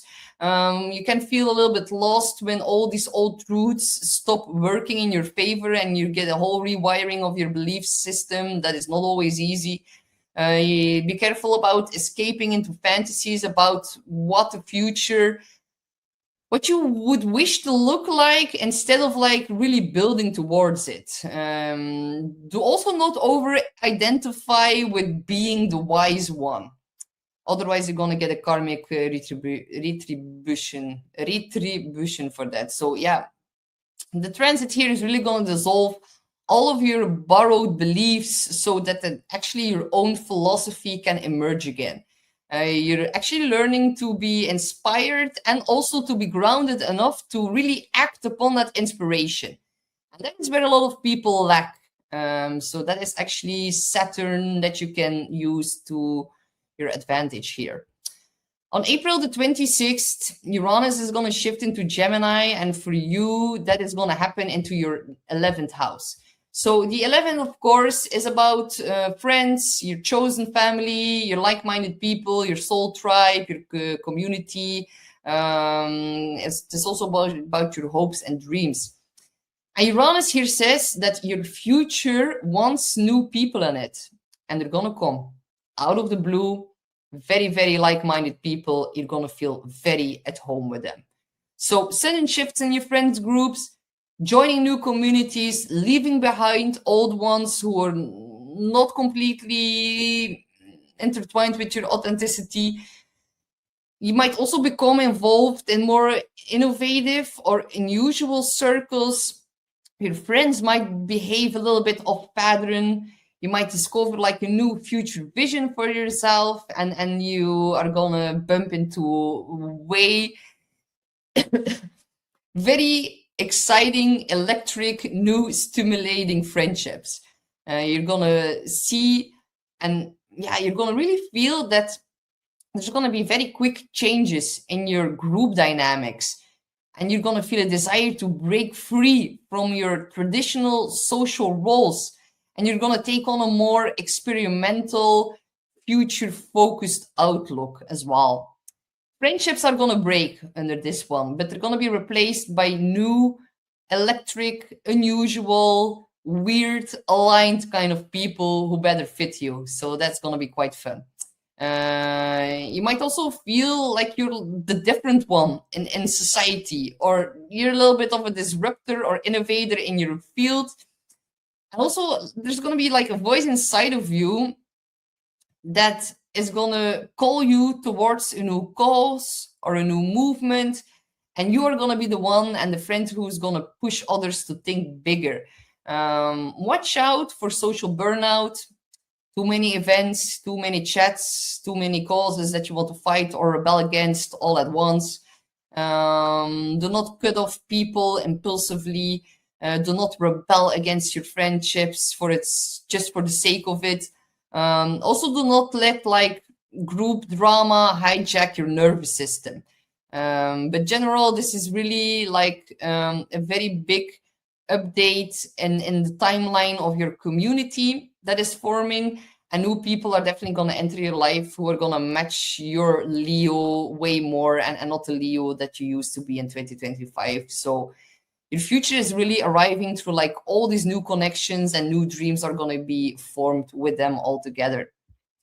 And then, the most beautiful part of 2026 for you, my dear Leo, is that on June the 30th, Jupiter is going to enter your sign.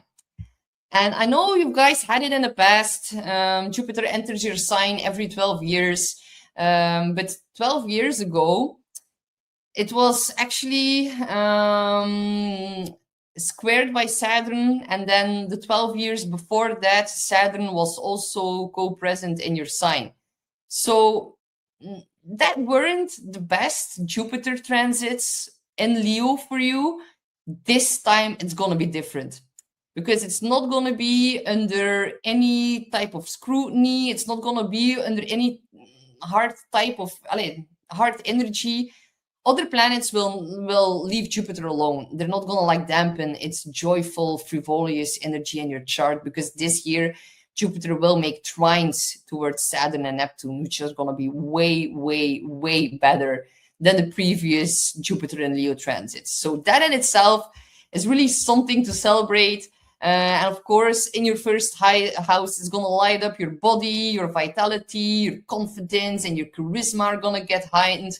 There can be a bold new change in your style or in your self-presentation. And also, people are going to react quite generous and happy towards you, or they're going to perceive you more wiser. And Jupiter in Leo, it also says like you are allowed to take up space. So yeah, this is like a personal renaissance. More joy, more warmth, more play, a boost in your magnetism, increased optimism about your future, people just saying yes to you more quite often. You might also launch a new personal project or a brand, or change the aesthetics of your brand, change your look, your wardrobe, your overall aesthetic.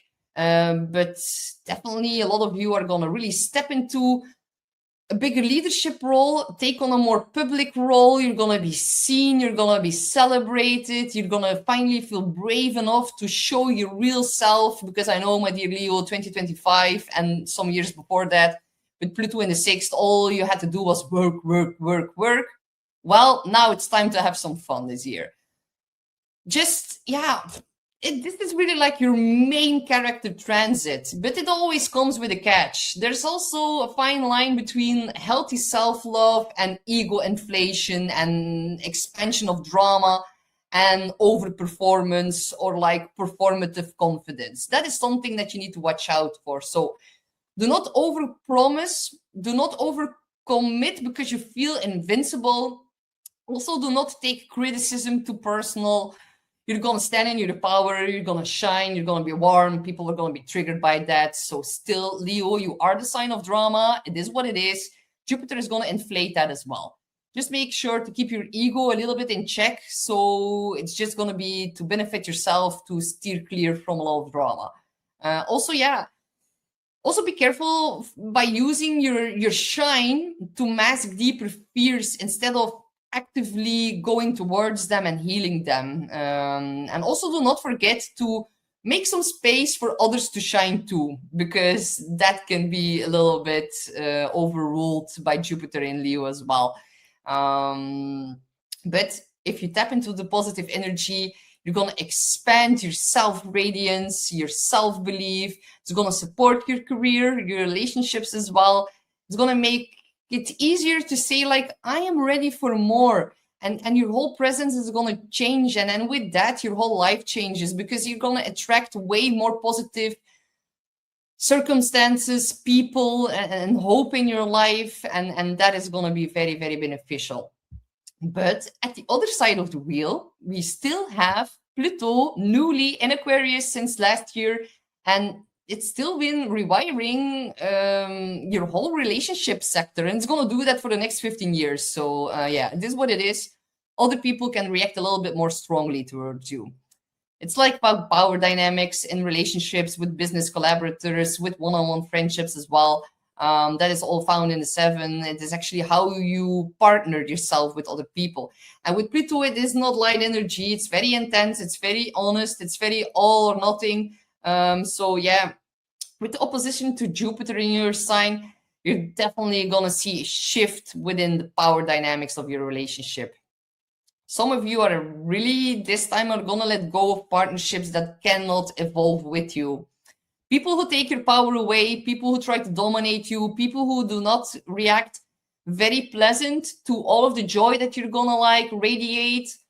Those are like the energy suckers, and those need to go this year. And that is such a, like, it's going to come naturally. We see the trine to Uranus in your 11th house from Pluto.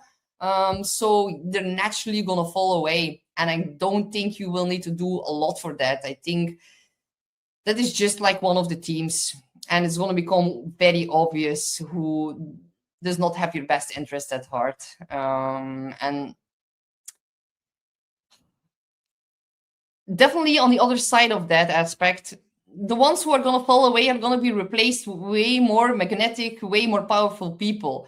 And they're going to reciprocate, like they're going to mirror back the deeper need for emotional honesty. So Pluto here in the 7th, it really asks you, where have you been giving your power away in relationships, and where are you still holding back your true intimacy? You need to learn to negotiate from a place of self-respect. You need to see through the manipulation and control dynamics, and you're going to see that more quickly, more effectively, definitely with close friends, with the trine to Uranus in the 11th. You're going to attract people who mirror your shadow and also your potential, and that can be a little bit hard, but definitely a big redefinition what commitment means to you. With Jupiter in your sign, you're going to crave more freedom. So do not obsess over a person or partnership. Do not try to fix someone who doesn't want to change. Use your intensity not to dominate and not to let others dominate you. You need to stay Yeah. Also, we watch out for like staying in a bond out of fear rather than love. But at the highest expression, Pluto in the seventh can really give you soul level partnerships, radical honesty, and equally powerfully relating to one another. So yeah, you're not doing surface level relationships anymore. If it's not real, it's not gonna stay this year. It's gonna fall away because we're having these eclipses in your sign and in the opposite sign of Leo and of an Aquarius. So in February, you're going to have the Aquarius eclipse in your seventh. A very big turning point, new agreements, new people, or a very big change in existing dynamics. And it's going to make a square to Uranus. So actually, for you, my dear Leo, the first eclipse in Aquarius is at 28 degrees. That is at the end of the seventh house. So it's going to actually square Uranus, because Uranus will then still be at 27 or 28 degrees of Taurus. Right now, Uranus has shifted retrograde and back into your 10th house. So definitely some people are going to fall away during this time. But in July, there's going to be a total solar eclipse in your sign. So there's going to be a very powerful reset of identity. Like first, we need to shed a lot of things, and then there's going to be a whole new reset about this is who I am now. So around the summer, you're going to step into a way more authentic kind of self-expression. You're going to call in new partnerships that are going to meet you at your level. And you're going to need to balance your independence with genuine connection. So you're going to stop defining yourself only by who's walking beside you. And you're more going to start choosing who stands beside you based on who you choose to be or who you really are. So, yeah, and then in July, we're going to have this powerful alignment of all the outer planets at 4 degrees. So in July, that's going to link Pluto in the seventh with partnership alchemy back to Neptune and Saturn in your ninth, a whole restructure of your belief and purpose. Back to Uranus in the 11th, future and community, and Jupiter in your first, identity and visibility. Oh my God, like I don't even have words to try to explain how crazy this is. And the history of astrology, if you look back at the historic cycles, this has never happened before. So it's difficult to predict because we do not have something to look back on, but it could definitely coincide with like the very defining relationship moment. You might meet someone, you might commit someone. There can be a conscience uncoupling happening as well. A whole new life direction that is going to be way more grounded in a clearer sense of purpose. A shift in your social world that is going to open a very big door for you, or like a public or personal debut of the new you with Jupiter in your sign. So any invitation, any contract, any collaboration, any trip or opportunity that you get around this time is going to change your trajectory in a pretty big way. So yeah, be sure you're ready. You're actually learning how to be fully yourself, fully radiant, visible, unapologetic, while also choosing relationships that are at the same time are more powerful, honest, and truly equal. So yeah, it's gonna totally transform you. Leo 2026 is the year that you stop performing for others and that you're gonna start living in partnerships with others as your truest, boldest self. So yeah, Leo looks pretty awesome and amazing for you this year. If you are curious and if you want to know more about this, you can book in your 2026 session through the link in my description box below. So good luck, my dear Leo. We are having Virgo, Sun, Moon, or Rising. Welcome to your 2026 year ahead horoscope. We're going to explore the major outer planets that are shifting and are going to shape your new destiny this year, and how these long-term energies are going to activate and transform your chart.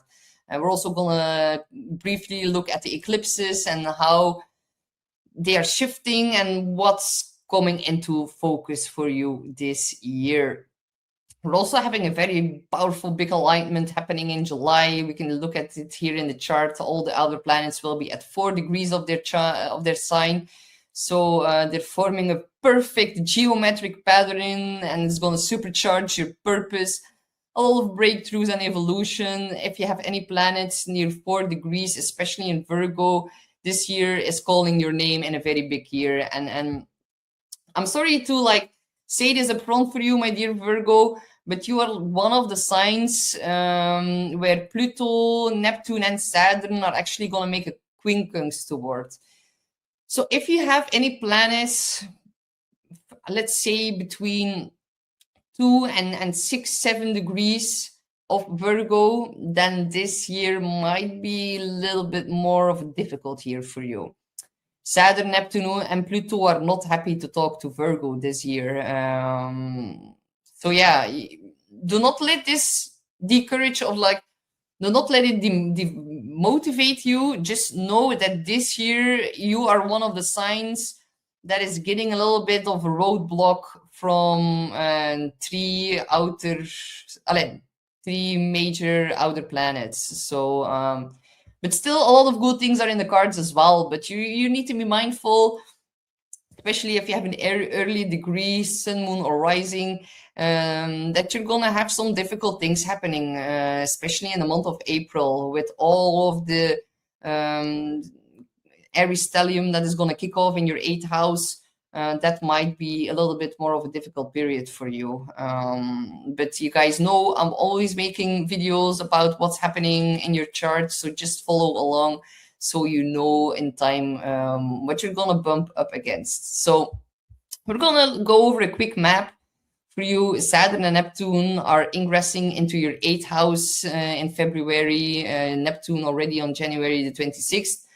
Saturn on February the 13th, and they're going to make a conjunction on February the 20th. Then Uranus is going to be ingressing fully in your 10th house on April the 26th, and then Jupiter also enters the 12th on June 30th, and Pluto is still in your 6th house, of course, all year, and you're going to have eclipses that are going to shift into your 6th and your 12th house axis. That's going to happen in February and July. So, okay, let's dive into each and every one. So, Saturn, Neptune entering Aries into the 8th house. This is about emotional, psychological, financial, and intimate processes. And there's a whole restructuring going on here at Saturn. This is actually a new 30-year 6 cycle reboot in the deepest part of your chart. The 8th is very profoundly intense. It is about trusting and bonding with others. It is about shared finances. It is about debts, investments, vulnerability, emotional security, power dynamics, trauma healing, psychological integration, ancestral karma. All of these are actually linked. So Saturn here asks you, what's real? And Neptune is, where have you been deceived or been self-deceiving about connection and trust issues as well? So you need to let go of all these unhealthy emotional dependencies. You're also going to heal issues around trust, betrayal, and abandonment. And you're definitely going to rewrite your financial and energetic agreements as well. A deep, deep karmic cycle of release and a whole new way of understanding of your own boundaries and your power and where you've been giving that away. So yeah, you're actually learning to trust yourself first instead of like outsourcing your safety to others. You're going to see tests in relationships, like who truly shows up, who truly listens to you, who truly sees you, who truly wants to soul bond with you. You're going to bump into all patterns of like over-functioning and rescuing. And all of these themes are going to get dissolved. Remember, Saturn and Neptune are leaving your 7th house. Thank God for that. But definitely, also, you're going to see more transparency coming to light in your money situations, especially in your shared finances. And there are also going to be spiritual and psychological insights that are going to be arriving, and they're going to cause massive breakthroughs. So the shadow side of this is that all of the shadow patterns, like the 8th house is about deep shadow work. So the shadow patterns that are going to get dissolved with Neptune here is about saving people who do not want to be saved themselves. Letting go of taking responsibility for other people's emotions. You need to let go of confusing pity with love. And also it's about becoming dependent, like on being needed. That is something that you might need to release as well. So this is actually a year of soul detox in your intimacy realm.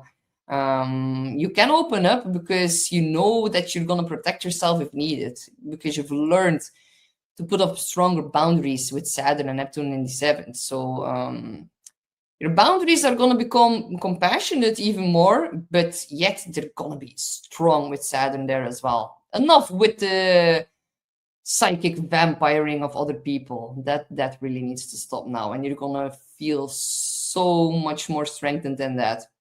But definitely there are going to be lessons revolving around that. The 8th house is also about taxes. Be a little bit more careful with Saturn here. Saturn is the government. The 8th house is taxes. That is something to keep in mind as well. Then Uranus is going to shift into Gemini in your 10th house. That is going to happen on April the 26th. This is really like a whole new life direction begins. It is an angular house. Uranus is going to shake up this part of your chart. It's like a plot twist in your public life. And people are going to be like, oh, wow, what is happening over there? That looks quite interesting. Uranus here can definitely bring sudden changes in your career. Some people suddenly becoming famous or better known. There can be quantum leaps in regards to your status or visibility. It's about new roles or new fields that you're going to excel in that you even never expected yourself. Can be upgrades in technology in regards to they're going to help you in the work or career or your career trajectory as well. A lot of innovation and independence. If you want to like have your own business, working maybe independently, being a digital nomad, starting your own business, becoming self-employed, being your own boss, that is actually good for you this year because Uranus in the 10th, oh my God. If you're working a 9-to-5 job, your boss is gonna be, oh my God, you're gonna be a pain in the ass to your boss, and your boss is gonna be very, very volatile towards you. So yeah, there can be sudden endings to jobs, and maybe even your boss shifts direction, or maybe the dynamics of higher up are gonna become way unpredictable. So yeah, do not freak out. If you receive your resignation, just thank them with a big smile, and they're actually offering you a whole new type of freedom. It's going to stimulate you to really own in on your own talents, and there's going to be loads of sudden insights in regards to where you need to go in your career, and expect the unexpected, guys. That is like the key theme of Uranus. So yeah, there's a big reinvention of your purpose that's about to happen. New style in your own leadership or in your contribution at work. Unexpected doors can be opening. And you're also going to get recognition for your originality as well. So be your weird self. Let everyone see that. The 10th house is very publicly noticeable. People are going to be like, oh, wow. We can learn a thing of two from that. So yeah, that's going to be awesome. So yeah, a lot of you guys are going to leave a stagnant job, are going to launch something of your own, are going to become way more entrepreneurial. You can have a surprise title shift, a promotion that is quite surprising, or you might move industries entirely. Your inner voice and these sudden flashes of insight that Uranus is going to deliver to you, they're clearly saying you are meant for more.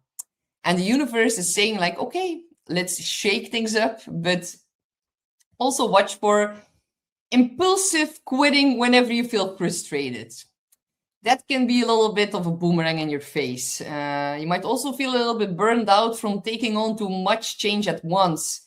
It's an angular house. Whatever enters an angular house affects the 1st, the 4th, the 7th, and the 10th. That's like your whole foundational structure. So restlessness is gonna become quite obvious in the career area, and try not to suffer from the grass is greener on the other side kind of syndrome, because that could backlash. You need to free yourself, yes, but be careful not to burn bridges that are not necessary. And if you work with Uranus consciously, even the smallest changes that you're gonna avoid can really turn into this sudden chaotic lightning jolts or bolts. So yeah, your new professional identity is definitely going to become way more freer, more innovative, and way more you. Then on June the 30th, we're going to have Jupiter entering the sign of Leo. And that is actually quite profound. But like for the collective, that's going to be quite profound. Normally, Jupiter in Leo is very loud, very out there. But for you, my dear Virgo, it's happening in your 12th house. So it's actually a little bit more more quieter for you. So quiet blessings, but still, it's not because they're quiet that they're not big. The 12th house is about the unseen realms. It's about our spirit guides. It's also about our hidden enemies, and we have a lot of protection there right now. So yeah, your imagination and your creative inspiration are going to get a massive boost. Your spiritual life is becoming amplified. You need to take more rest to gain inner peace. You're going to have more compassion for yourself, and your psychic and intuitive abilities are going to be massively increased. So this could feel like you're having like a guardian angel on speed dial, protection when things get intense, emotional breakthroughs, support arriving at the last minute, inspiration flowing behind the scenes. So yeah, do not freak out. You're gonna be safe just in time.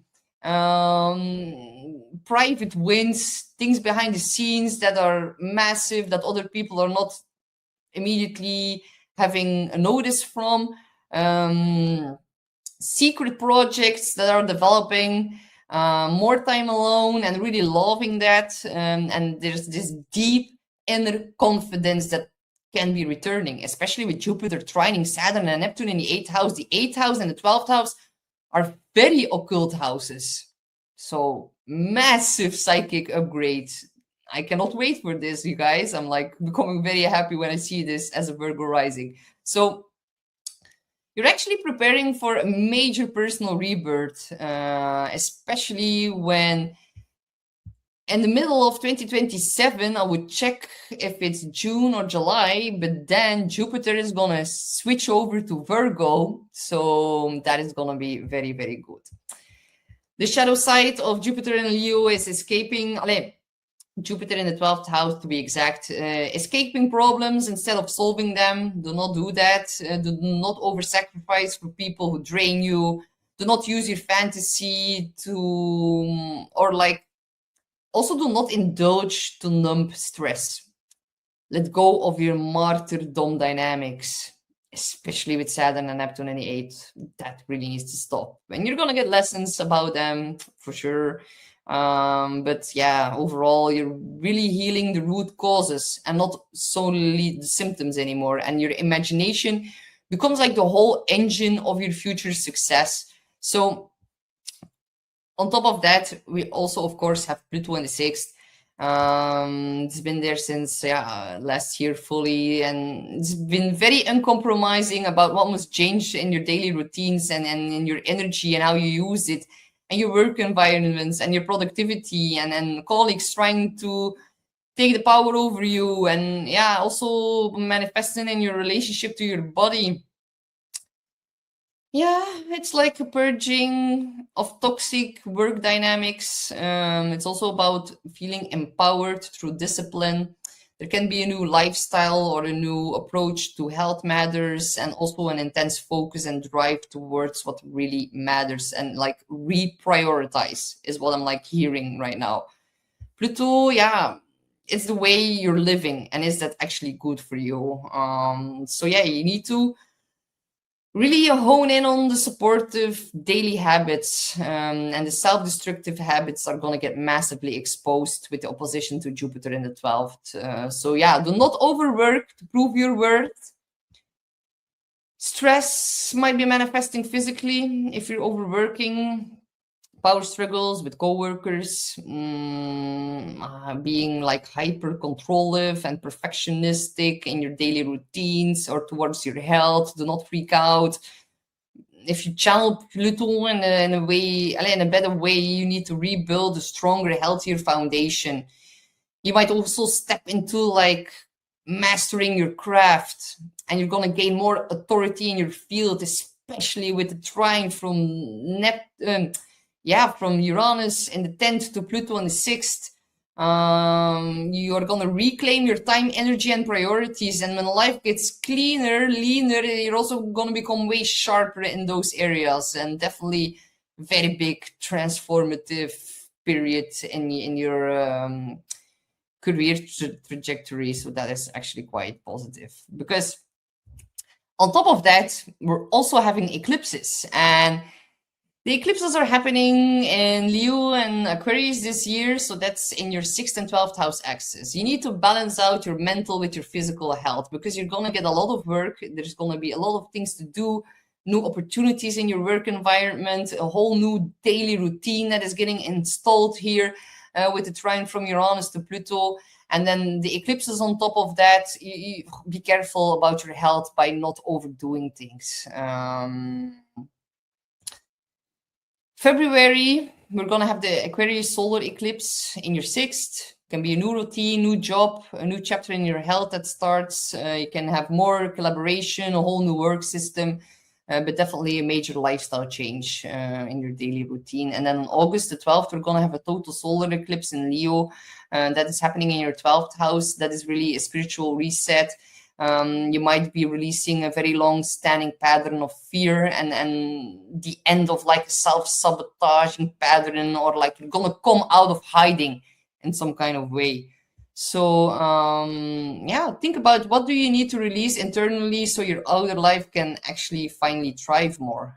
You're really gonna come into like this, in some kind of weird way, you're gonna get elevated and promoted in like a higher sense of leadership, guider.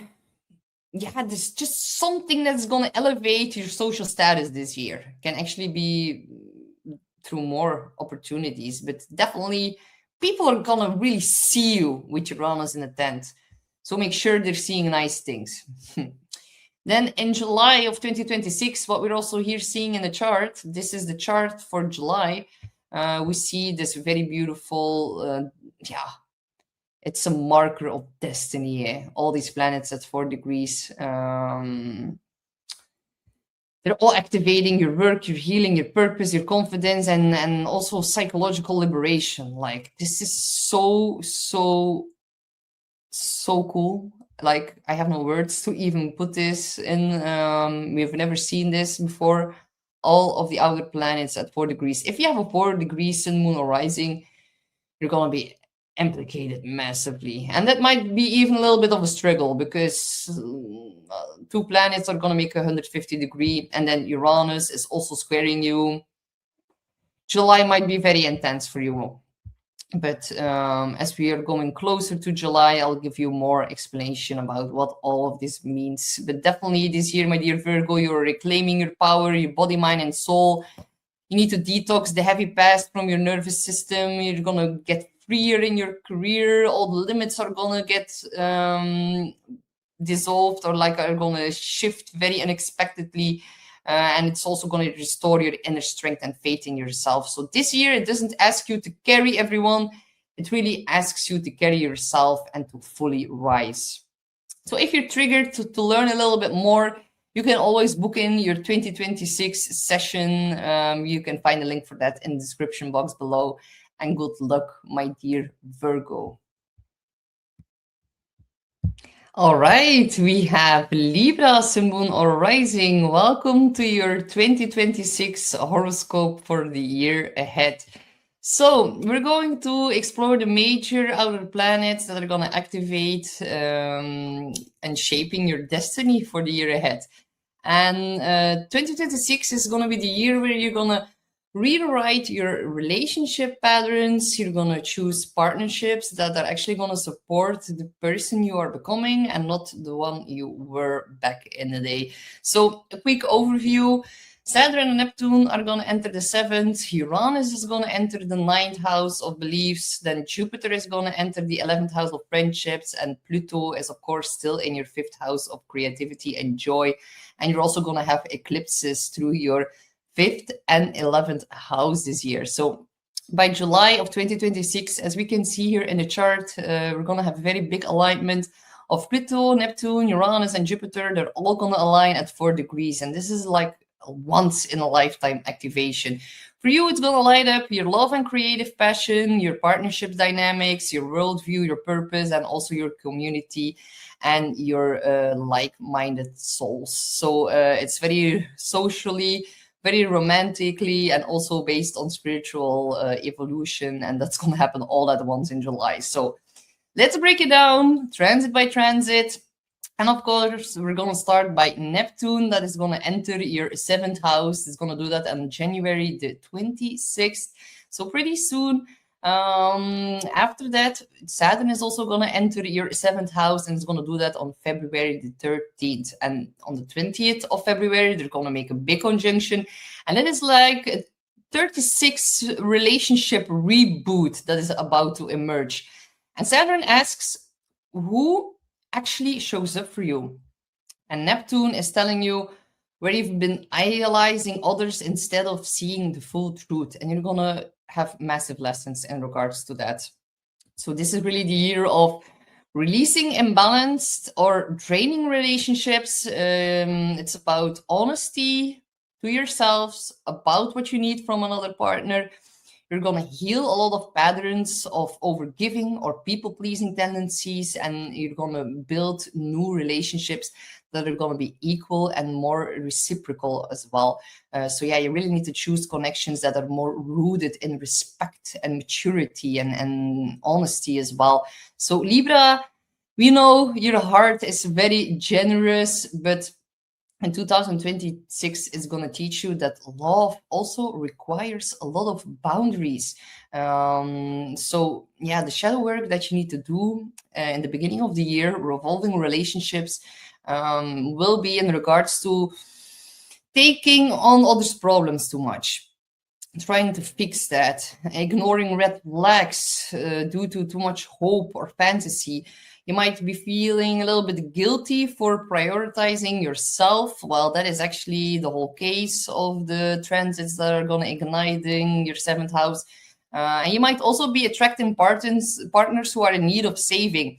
Be careful about partners who are struggle with addictions, partners who are a little bit cold.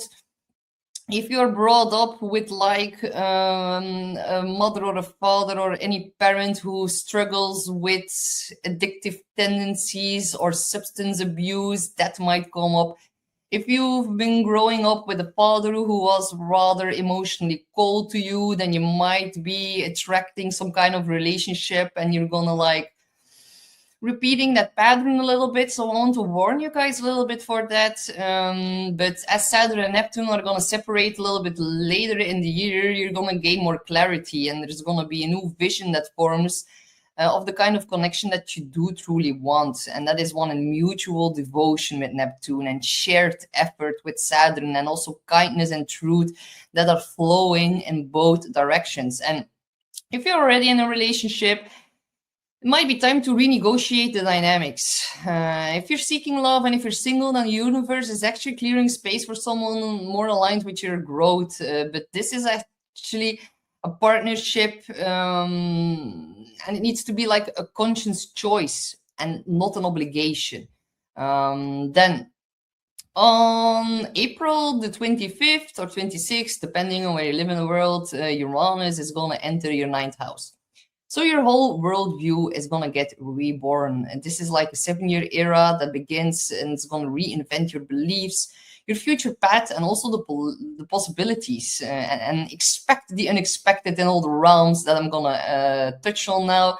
Because Uranus, it is very hard to predict, but we can definitely expect sudden shifts in perspective, new sudden opportunities for travel, for study, for spiritual exploration. You're gonna have a newfound passion in regards to philosophy. You're gonna break free from old rules or expectations, and there can be massive opportunities arising if you want to publish, teach something, or share your knowledge in any kind of public way. So yeah, your mind is gonna expand very fast, and your life is gonna get altered because of that. So there's more out there for you in the ninth. The ninth is about expanding your horizons. So Libra, go find it. A spontaneous trip that can change everything. A new educational pursuit that is going to change your belief system. There can be new cultural connections being formed, very out of the blue, very eccentric, very enlightening. Uranus in the ninth, it is about enlightenment. So yeah, there can be a bold new direction coming forth in your future goals, but you need to watch out a little bit for restlessness or some impulsive decisions or impulsive travel. Some volatile energy is going to get directed into your travel house for the next 7-8 years. You might also be challenging other people's belief a little bit too aggressively, or you might be like rebelling against their beliefs. And you might also be wanting to break the rules just because. So overall, definitely, this is freedom through discovery, and your life is going to become way bigger than all the boxes that anyone else tried to put you in. So Uranus in the ninth, unexpected insights while connecting with people from a different cultural background than you. You might definitely suddenly have a whole new religious belief system that gets installed.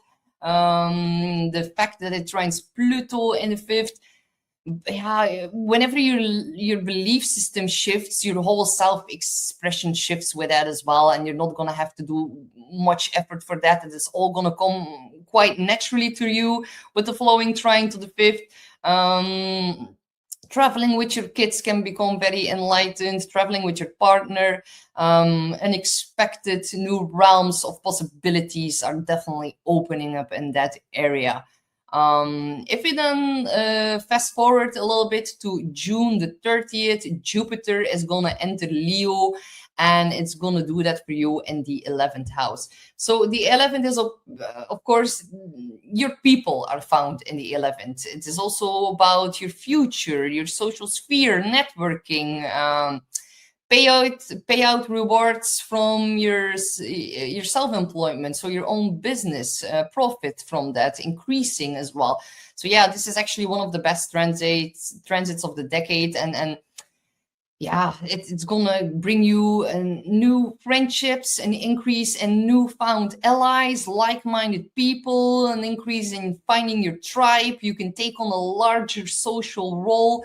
There can also be opportunities that are coming through your community for expansive endeavors, more public support for your dreams or your vision, and actually going to places to network, and that can unlock a lot of success for you. So yeah, your confidence is going to shine, and others are going to definitely notice that in that area. So you're going to join new communities, new movements, gain more followers or new fans, because the 11 is also about social media. You can become a bigger influencer if you want that. You can lead a group or a project, and you're also going to feel very inspired by having so many people that are going to share the same vision and where you can collaborate with together. So success is going to come this year from showing up socially. So say yes to all the invitations, share your ideas, connect and participate. The only thing, of course, Leo is the sign of drama. Jupiter expands that, so there can be more drama in your friend group. There can be pressure from increased popularity. Do not compare yourself to others too much. Also, do not overcommit to please everyone, because it will be impossible. You're going to overstretch your energy and you're going to have burnout. So, but if you lead with kindness and courage, then your network is really going to become your superpower this year. And like, as a Virgo rising, I am a sign just before you. I've experienced Jupiter and the 11th for quite some time now, and I need to be honest, like, oh my God, wow, like how happy this has made me. I've been having such a big increase in friendships, and like I'm always like, as an Aries with Saturn and Neptune in my 12th house for the past few years, I was for a long time in hibernation, and I felt like I didn't have the energy to really go out and about and to mix and mingle. And Jupiter and the 11th has definitely been pushing me to go out, to have fun, to connect, to really, yeah, have an increased number of people who really are aligned with my vision and my goals. And yeah, I've been just really, really enjoying this Jupiter in my 11th. So I can tell you, my dear Libra, you're gonna get invited to so many occasions, and you're actually gonna have a lot of fun. And what also really stood out to me is like how many opportunities I was gifted from people in my network, and how that really made my purpose bigger, and my life so much happier. So that is actually very, very positive. Enjoying this Jupiter, it's also going to make a sextile to your sun, moon, and rising. So yeah, you definitely have a lot of opportunities that are going to be handed towards you, but you actively need to consciously participate in them and make the most of it. So the fun fact is that they're also going to try Neptune and Saturn in your 11th house. So definitely a lot of opportunities for like long-term, stable commitments in one-on-one relations. Can be a new partner that you meet through a friend. Maybe a friend becomes a partner. Maybe a partner is going to become a friend. That can also happen, but it's going to come naturally. It's a beautiful flowing trine.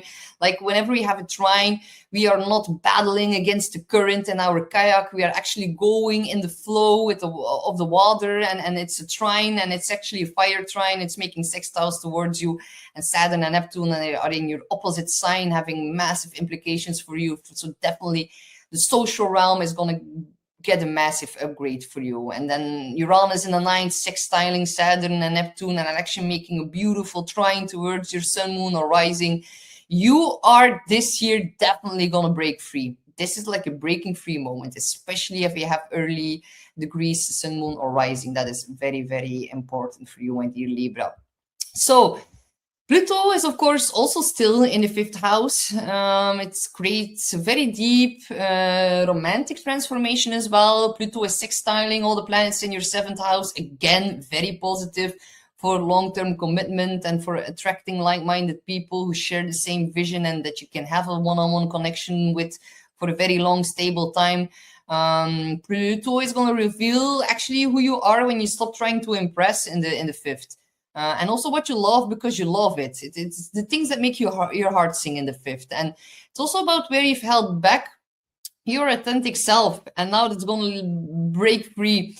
And you can stimulate this by studying, teaching, and going abroad.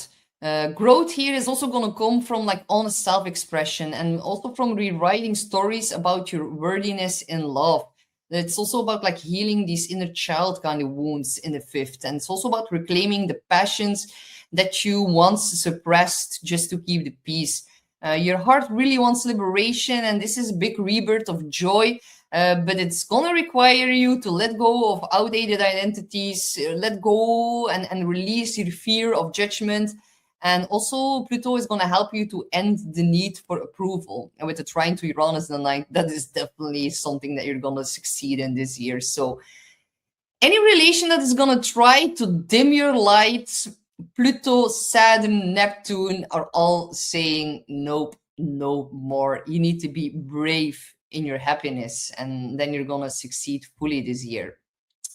So on top of that, we also, of course, have eclipses going on this year, and they're shifting this year to Aquarius and Leo. So for you, that's in the 5th and the 11th house. It's how you express yourself versus who you belong with. So the key moments here are, of course, February. We're going to have the Aquarius solar eclipse, a very big creative spark. Can also be a romantic turning point, and it's about reclaiming your authentic joy. Then on August, we're gonna have a Leo total solar eclipse, and it's happening in the 11th, and it's with Jupiter. So, oh my God, this is gonna be such a cool one. August, a new circle, new allies, new friends, new sorts of visibility are gonna emerge from that. Your voice is definitely going to gain more influence. So your heart and your community beautifully align, and you choose joy, and the right people are going to rise up to meet you there. So here in the chart, we also see the powerful alignment that's going to happen in July of 2026. So all 4 major transits are actually intersecting with one another. So love and creativity in the 5th with Pluto, partnership and commitment with Neptune in the 7th, and we have also a new direction, a new belief system with Uranus in the 9th, and then with Jupiter in the 11th, new friendships and influence. So it's going to bring a breakthrough in love, a new chapter in your creativity, and a very defining moment in your social or public role. This is really like, destiny, making a choice about your future. So actually a relationship or an opportunity might arrive with like undeniable clarity that you need to go for that. So yeah, you're stepping into the life that matches who you are really becoming. So yeah, this year, connection with others is going to begin as soon as you restore the connection with yourself. You're redefining love on your own terms, you're freeing your voice, you're choosing joy, and you're finding the people who celebrate you, who you really are. So Libra 2026, it's definitely where your relationships are going to evolve to match the person that you want to be, and also that's going to be mirrored to the people that you attract now, and that is going to change everything. So my dear Libra, if this triggered you, you can definitely book in your 2026 personal astrology reading with me. If you would like that, there's a link for that in the description box below. And I wish you good luck, my dear Libra. We have Scorpio, Sun, Moon, or Rising. Welcome to your 2026 year ahead horoscope. And Scorpio, immediately gonna start with the more difficult news, because you and Virgo, Sun, Moon, or Rising are 2 of the signs that are gonna have a bit more of a difficult time this year, because Saturn and Neptune are making a quincunx aspects towards your Sun, Moon, and Rising, but so does Uranus in the 8th. So whenever we encounter a 150-degree aspect, these are energies that are not well aligned with one another, and they can definitely bring some tougher moments, some more difficult situations to deal with. Definitely if you're an early degree Sun, Moon, or Rising, so let's say between 0 and 10 degrees, then you're definitely gonna feel like you're a little bit in the trenches, but still there are a lot of other positive things happening to you. So let's break it down step by step. So yeah, Scorpio 2026, this is going to be the year that you're going to rebuild the foundations of your life and step into a more powerful version of yourself. But before we go in, let's look at the quick cosmic map of the year ahead of you. Saturn and Neptune in the 6th of health and routines, and also your workload. Uranus in the 8th, it's about shared finances, intimacy, trust. Jupiter in the 10th is about your career and your social status, your public recognition, and Pluto is in the 4th, the house of your home and family. You're also going to have eclipses that are going to shift into your 4th and 10th house axis, and that's going to happen around February and August. So another big headline, and we can see it here in the chart, in late July, Pluto, Neptune, Uranus, and Jupiter, they're all going to align at 4 degrees. They're going to activate your home, your power dynamics, your career trajectory, and your healing. So yeah, your healing and your job as well. So yeah, a very big moment, a very big turning point in destiny and in time. So let's break it down your year transit by transit. So on January the 26th, Neptune is going to shift over into Aries, and for you, that's going to happen in your 6th house. A few days later, on February the 13th, Saturn is also going to go join Neptune in Aries in your 6th house. And on February the 20th, they're going to make a very big conjunction, and they're going to ignite a new synodic cycle that's going to last 36 years. And the seed of that is getting planted in your 6th house, the part of your chart that is ruling over your daily routines, your physical and mental health, your work obligations, also putting up more boundaries in your roles of being of service to one another or to other people. So Saturn is going to bring a lot of reality checks. Neptune brings a lot of truth through dissolving illusions regarding all of the themes I've just mentioned. So this year, it asks you to really examine what is draining you and what is truly supporting you in your daily routines. So you can expect more clarity about your health. Be careful about emotional burnout. Saturn in the 6th can definitely give some problems in regards to work, can definitely bring like a new stable foundation. But Saturn in the 6th, oh my God, I've just like went through that. And Saturn in the 6th is just all work and not a lot of play. So just being honest about that. Make sure that you plan in conscious moments to have some fun. Otherwise, all you're going to do is work with Saturn in the 6th. So, and if you've been dealing with issues in the past, especially chronic inflammatory issues, then Saturn in the 6th can be a bit of a deal breaker and can even like deny you working at all. So take extra care of your health this year. Saturn in the 6th, it is not always a pleasure. When I had Saturn in the 6th, I struggled with my teeth. And yeah, suddenly I had an infection on my teeth out of nowhere. Nobody knows why, how, when, but yeah, it was rather intense and rather overwhelming for me. And it really gave me some issues by, yeah, the workload increased. I was having such a heavy pain, and yeah, that was like one of the things I had to go through with Saturn in the 6th. But Saturn will be in the 6th for the next 3 years, so I'm not saying that you're gonna like immediately bump into that, but definitely if you're already someone who struggles with chronic inflammatory issues, that can definitely be brought back up again. So also, yeah, Saturn, on the other hand, is also about taking responsibility for your health and no longer sacrificing yourself just to feel useful. Reprioritize, rewrite your habits in regards to work so that they can actually support your well-being. Stop overgiving at work. Stop staying quiet to keep the peace. If you're someone who struggles with perfectionism, that can really lead to a lot of exhaustion this year. Also, do not confuse productivity with your self-worth. Otherwise, Saturn is going to be such a weight on your shoulders and you're going to feel like, oh my God, it's never enough. You are enough. Say that to yourself. You need to help Saturn a little bit. One of the astrological remedies for Saturn in the 6th is having pets. Petting your cat, walking the dog. Just like small animals can help to lessen the adverse aspects of Saturn. So maybe if you feel too overstressed, maybe you need to get a cat. That always works. So even if you do not have Saturn in the 6th, it's always such a pleasure to have a cat. So they are like these little energy healers.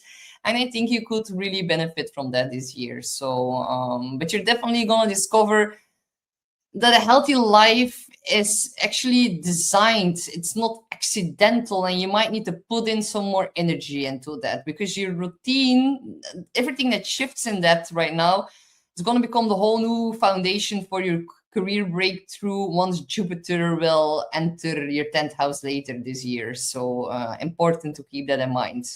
You're definitely going to see an increase in workload. Be sure it doesn't get too heavy so that you can keep doing the job that you love. If you do not love your job, you're going to be set free from that and you're going to have a whole new set of stable foundations that are going to come onto your path. On April the 26th, Uranus is going to enter into the sign of Gemini, and that is going to happen in your 8th house. So it's going to really also help you to liberate your power from like codependency. The 8th house is very deep territory. It is about intimacy and emotional bonding. It's about shared finances, your debts, your mortgage, taxes. It's also about your psychological patterns. Vulnerability and trust also lies in the 8th. So Uranus arrives here to shake everything loose. Anything that is too restrictive in that area, that is going to fall away and is going to come quite naturally. It's about breaking out of financial entanglements that no longer serve you. New surprising support or resources are going to be replaced. Faster breakthroughs in trauma healing. If you work with a therapist, that is quite beneficial. And by doing all of that, you're going to gain a new level of honesty in your connections with other people. So this year, you're really going to learn that trust is actually a choice and not really an obligation. And certain events that might suddenly be very revealing, like who is truly on your side and who manipulates or controls you, and you're gonna rebel against that massively with the trine to Pluto, your chart ruler in the 5th. So yeah, it's going to show you where power has been unevenly shared, and some correction needs to be made in that. There's definitely also potential for new investments or new financial ideas that can prove to be of big breakthroughs for you. Your sexual and romantic relationships are going to become more authentic, more liberating, more stimulating, more free. And if you do shadow work or dive into any terrain in regards to psychology, all of that is going to accelerate immensely. But there's always a shadow side to it as well. So watch out for like jumping too fast into deep emotional ties. Also watch out for fear of loss that can trigger your control behavior. If you're someone who struggles with OCD, Uranus is also linked to like ADD, and that can become a little bit more intense for sure, because the 8th house, this is your natural Scorpio house, so it's gonna have a major impact on you, definitely while it trines your chart ruler in the 5th of deep emotions. So yeah, also be a little bit careful about anxiety that's connected to money, that can lead to impulsive choices. If you're gonna do that, then you're gonna lose money. I'm gonna say it again. If you have anxiety in regards to money, and if you're gonna make impulsive decisions, you're gonna have a loss of money with Uranus in the 8th. I'm not gonna say the next 8 years with Uranus in the 8th, but definitely somewhere along the lines while this transit happens. I saw it playing out over and over again in my clients' charts, and whenever they make a impulsive decision based out of fear with Uranus in the 8th, they lose money. It's very, very strange, but definitely here around July with Mars in the 8th, you also need to be a little bit careful with loss of money through a partner. Make wise investments this year. Uranus is all or nothing, and it can be really like make or break kind of time. Then on June the 30th, Jupiter is going to enter Leo. That is in your 10th house, and it's about recognition, fame, leadership, and it's, yeah, a very important year for Jupiter. So here the career themes are getting amplified and expanded. It's about visibility, success. You can get a promotion, a new direction in your career. You can gain more recognition, more respect, and your purpose is being ignited, and it's going to feel way more aligned with your soul. Your ambition here is getting ignited with a lot of fire.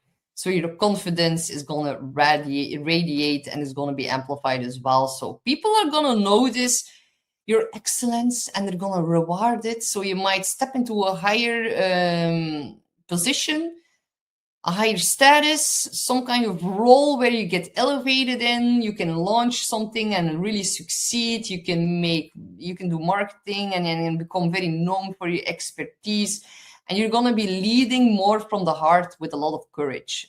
So yeah, you deserve to be seen and valued, but you do not go overworking to prove yourself.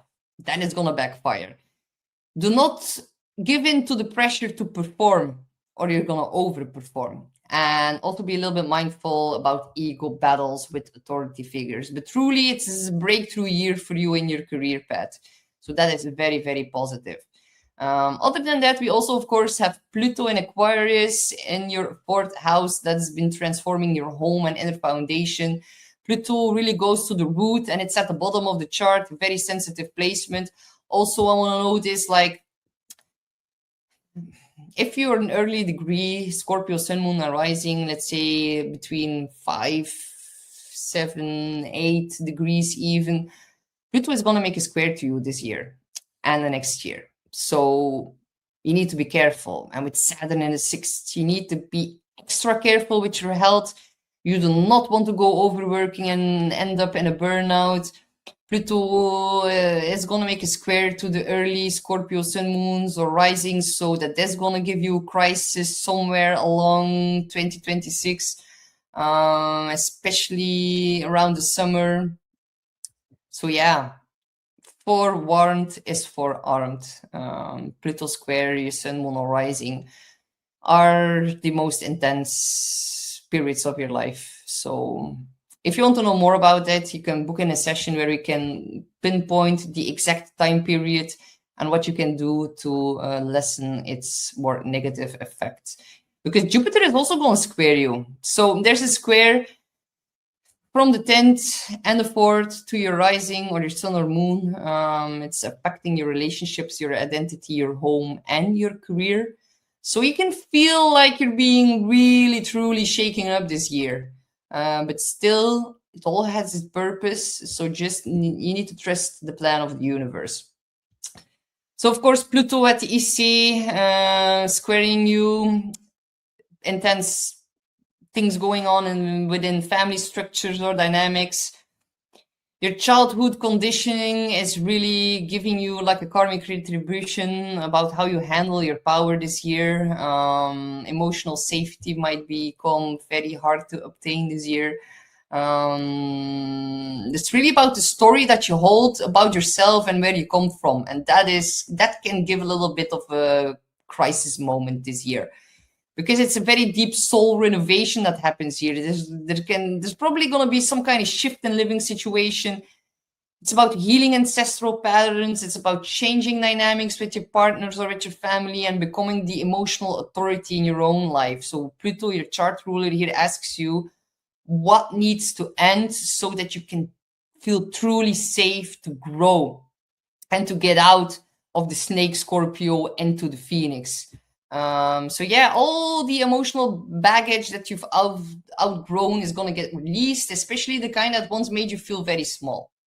You're building a new home physically, spiritually, and emotionally. And on top of that, we're also having eclipses this year in the sign of Aquarius and Leo, also squaring you by sign. Like on February the 17th, you're going to have a solar eclipse in Aquarius in the 4th house. That can be like a move or something within your family that drastically shifts. On August the 12th, we're going to have a total solar eclipse in Leo, and that is going to definitely be some kind of peak or defining moment in your career or some kind of recognition. Very pivotal life path, crossroad here. A change at home supports your professional rise, or success at work changes your dynamics at home. Either way, your inner world and your outer achievements, they move into a lot of pivotal changes this year. So my dear Scorpio, if you're triggered by that, you can book in your 2026 horoscope, where we can look at your personal chart, where I'm going to use the Placidus house system and where we can get more in depth about that. So I'm wishing you the best, dear Scorpio. Just know that you're able to get through the difficult moments this year if you take extra care for your health, if you take extra care, if you streamline your workflow, then everything is going to be totally fine. Don't freak out. You just are going to have, you're just one of the signs that is going to have a bit more of a difficult year ahead. But that's okay. It is what it is. And it doesn't mean that these transits are a little bit more challenging, that maybe your solar return or other aspects are actually pretty positive to other planets in your natal chart. For that, you will need to check at your personal horoscope. So I wish you the best of luck, my dear Scorpio. We have Sagittarius, Sun, Moon, or Rising. So, my dear Sag, let's look at your 2026 year ahead horoscope, because we're going to dive into the major outer planets that are shifting and how that's going to unfold in your year, and also how that's going to reshape your life and your path. Yeah, very, yeah, it's gonna be quite positive for you, my dear Sag. So let's look at that. 2026 is going to be the year that you're going to expand your passion. You're going to take creative risks that are going to align more with your true path. And before we get deeper into the interpretation, we're going to give you a little bit of a cosmic map for 2026. So Saturn and Neptune are going to shift to your 5th house. Uranus is going to shift into your 7th. Jupiter is going to shift into the 9th, and Pluto is, of course, still in the 3rd for the next 15 years. You're also going to have eclipses that are going to be taking place in your 3rd and your 9th house axis, and that's going to happen around February and August. The headliner of the entire year is going to be late July. We can see it here in the chart where Jupiter, Uranus, Neptune, Pluto all are going to be at 4 degrees at the same time. This is a once in a history, once in a life kind of activation. A true moment of calling and destiny. And for you, that's going to supercharge your voice, your passion, your partnership, and your purpose and your destiny. So, okay. Let's unpack each and every one step by step. So, on January the 26th, Neptune is going to shift into Aries. And for you, that is happening in your 5th house. So the 5th, of course, it's about self-expression, your creativity, your inspiration. It's also about romance and dating, and it's about play, confidence, joy, and also about your creative projects and your children as well. And Saturn is asking you here, like, which joys are worth building your life around? And then Neptune asks, where have you been chasing validation instead of authenticity? Because first Neptune shifts in this house, then Saturn on February the 13th, and then on February the 20th, Saturn and Neptune are going to make a conjunction at 0 degrees of Aries in your 5th house. So where have you been chasing validation instead of authenticity? And this year with these two in this house is definitely going to bring an energy of like taking your creativity more seriously. It's about healing your inner child, and definitely some themes about the father and how that's dampened or limited your joy. You might be more committing to your passions. You might be deepening your romantic honesty, and you're also going to like reawaken joy after, yeah, a more difficult time with Saturn in the 4th. But definitely Saturn here in the 5th can give you the idea like, I do not have time for fun, but Saturn here asks you to have a responsible view upon your leisure time. So yeah, you need to stop performing for others, start expressing what's really you. And if you're a creative type, then this is actually positive. You can turn a hobby into a project or even a business. You can structure your craft more deeply. You can turn a vision into vast form. So if you're not really into creativity, you're going to find new hobbies, new outlets. Do not rush the process. With Saturn, it might take a little bit more time. The shadow side of these two is actually over-identifying with praise. Be careful with that. Suppressing your joy out of duty. If you're going to do that, it's going to be a depressing time. Do not do that. Do not compare your creativity to others. It can also be a fear arising about looking silly. You need to cancel that as well. Saturn and Neptune together, they're going to refine your passions into something more meaningful and more long-term. So what you love actually deserves a lot of commitment. Saturn in the 5th can also be that you need to take up more or take on more responsibilities in regards to your children. Maybe some of them is gonna have some kind of karmic lesson or problem that they need to get through, and you need to help them. And maybe you're gonna feel somewhat of more of the weight of having children. And I do not mean that in any negative way. I do not have children myself, so I do not speak of experience. I do not have any experience in that, but definitely some of you who already have children can feel like, whoa, this is like a lot to handle right now. If you do not have children, some of you might get very serious about it, but the fear of being too overburdened by them can also definitely come up. And like there was like a little thing flying over my head. Is that like a confirmation? But definitely Saturn in the fifth can also mean like you finally decided to have a child, and now you have children, and now you have less time for leisure or free time and your hobbies, and you need to take on the responsibility for your children. It can also simply mean that. That is why it's sometimes difficult to put in these general readings for everyone, as everyone's circumstances are so different and it can manifest in so many different ways. Then on April the 25th, Uranus is going to shift fully into Gemini, and you guys already had a little bit of a sneak peek about that this summer. But for you, it's happening in the 7th, so it's a very big revolution in your partnership. You want more freedom in your existing partnerships. Gonna be fully honest, if your partnership is too restrictive, if you feel confined by them in any means, it's going to end. Uranus is going to break you free. It's going to shake you loose, and someone else might bump up where you're going to feel very much attracted towards. That is, yeah, it has a possibility to like totally electrify you. And yeah, there can be a new intense sudden attraction if your partnership feels too restrictive. So that's also, of course, applicable if you're single. You can bump into someone that can make you feel like you receive lightning jolts and lightning strikes by simply looking into their eyes. So that is quite positive. And then you're going to bump into them in your local environment because it's making a trine to Pluto in the 3rd. And it's making a beautiful sextile towards Saturn and Neptune also in the 5th house. Very positive for love, romantic attraction, flirting.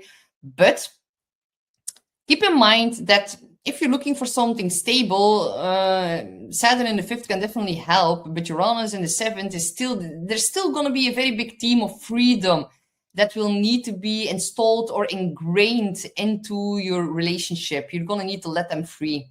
If you're going to catch them and try to, have them in a traditional or conservative role, that might be a little bit more difficult for marriage or a very long-term kind of partnership. So, but also Uranus in the 7th is a 7-year era that's going to transform how you relate to other people. Also sudden shifts in partnerships, meeting a lot of unconventional or inspiring people, relationship dynamics that are going to change so quick and fast. The very fast-paced developments in relationships. You might crave more independence and on top of that, more authenticity in love. You can also bump into someone or have a partner who is going to push you to grow, and that can feel sometimes a little bit unstable. So this is not like settle down and stay the same kind of energy. This is like true liberation in the 7th house area of your chart. So partnerships now, they must push you to expand you beyond your comfort zone. They need to you need to invite new versions of love and connection or adapt that in your current and existing ones. And Uranus asks you, and it requires more honesty and flexibility. I've went through Uranus in the 7th house. Oh boy. Like, I didn't break up, but I also didn't commit. I have like no words to fully describe it. Those who know me, know that I have very interesting relationship dynamics, but I am born with Uranus in the 5th house, so that has definitely something to do with it. But still, the whole transit of Uranus in the 7th, it was like push, pull, like closer, farther, and like we were never fully apart, but we were never fully together, and that was like so interesting. And yeah, both of us needed a lot of space and a lot of time to just do the things that we love, to get out and about, to explore, to just be yourself, to be free, and still have this unconditional love for one another. So no, it was definitely not a type or not a situation where we were like stuck on the sofa under our blanket watching the 7 p.m. news together. No, not at all. But if you're someone who looks for a traditional partnership, then this might be a little bit more difficult to attain this year.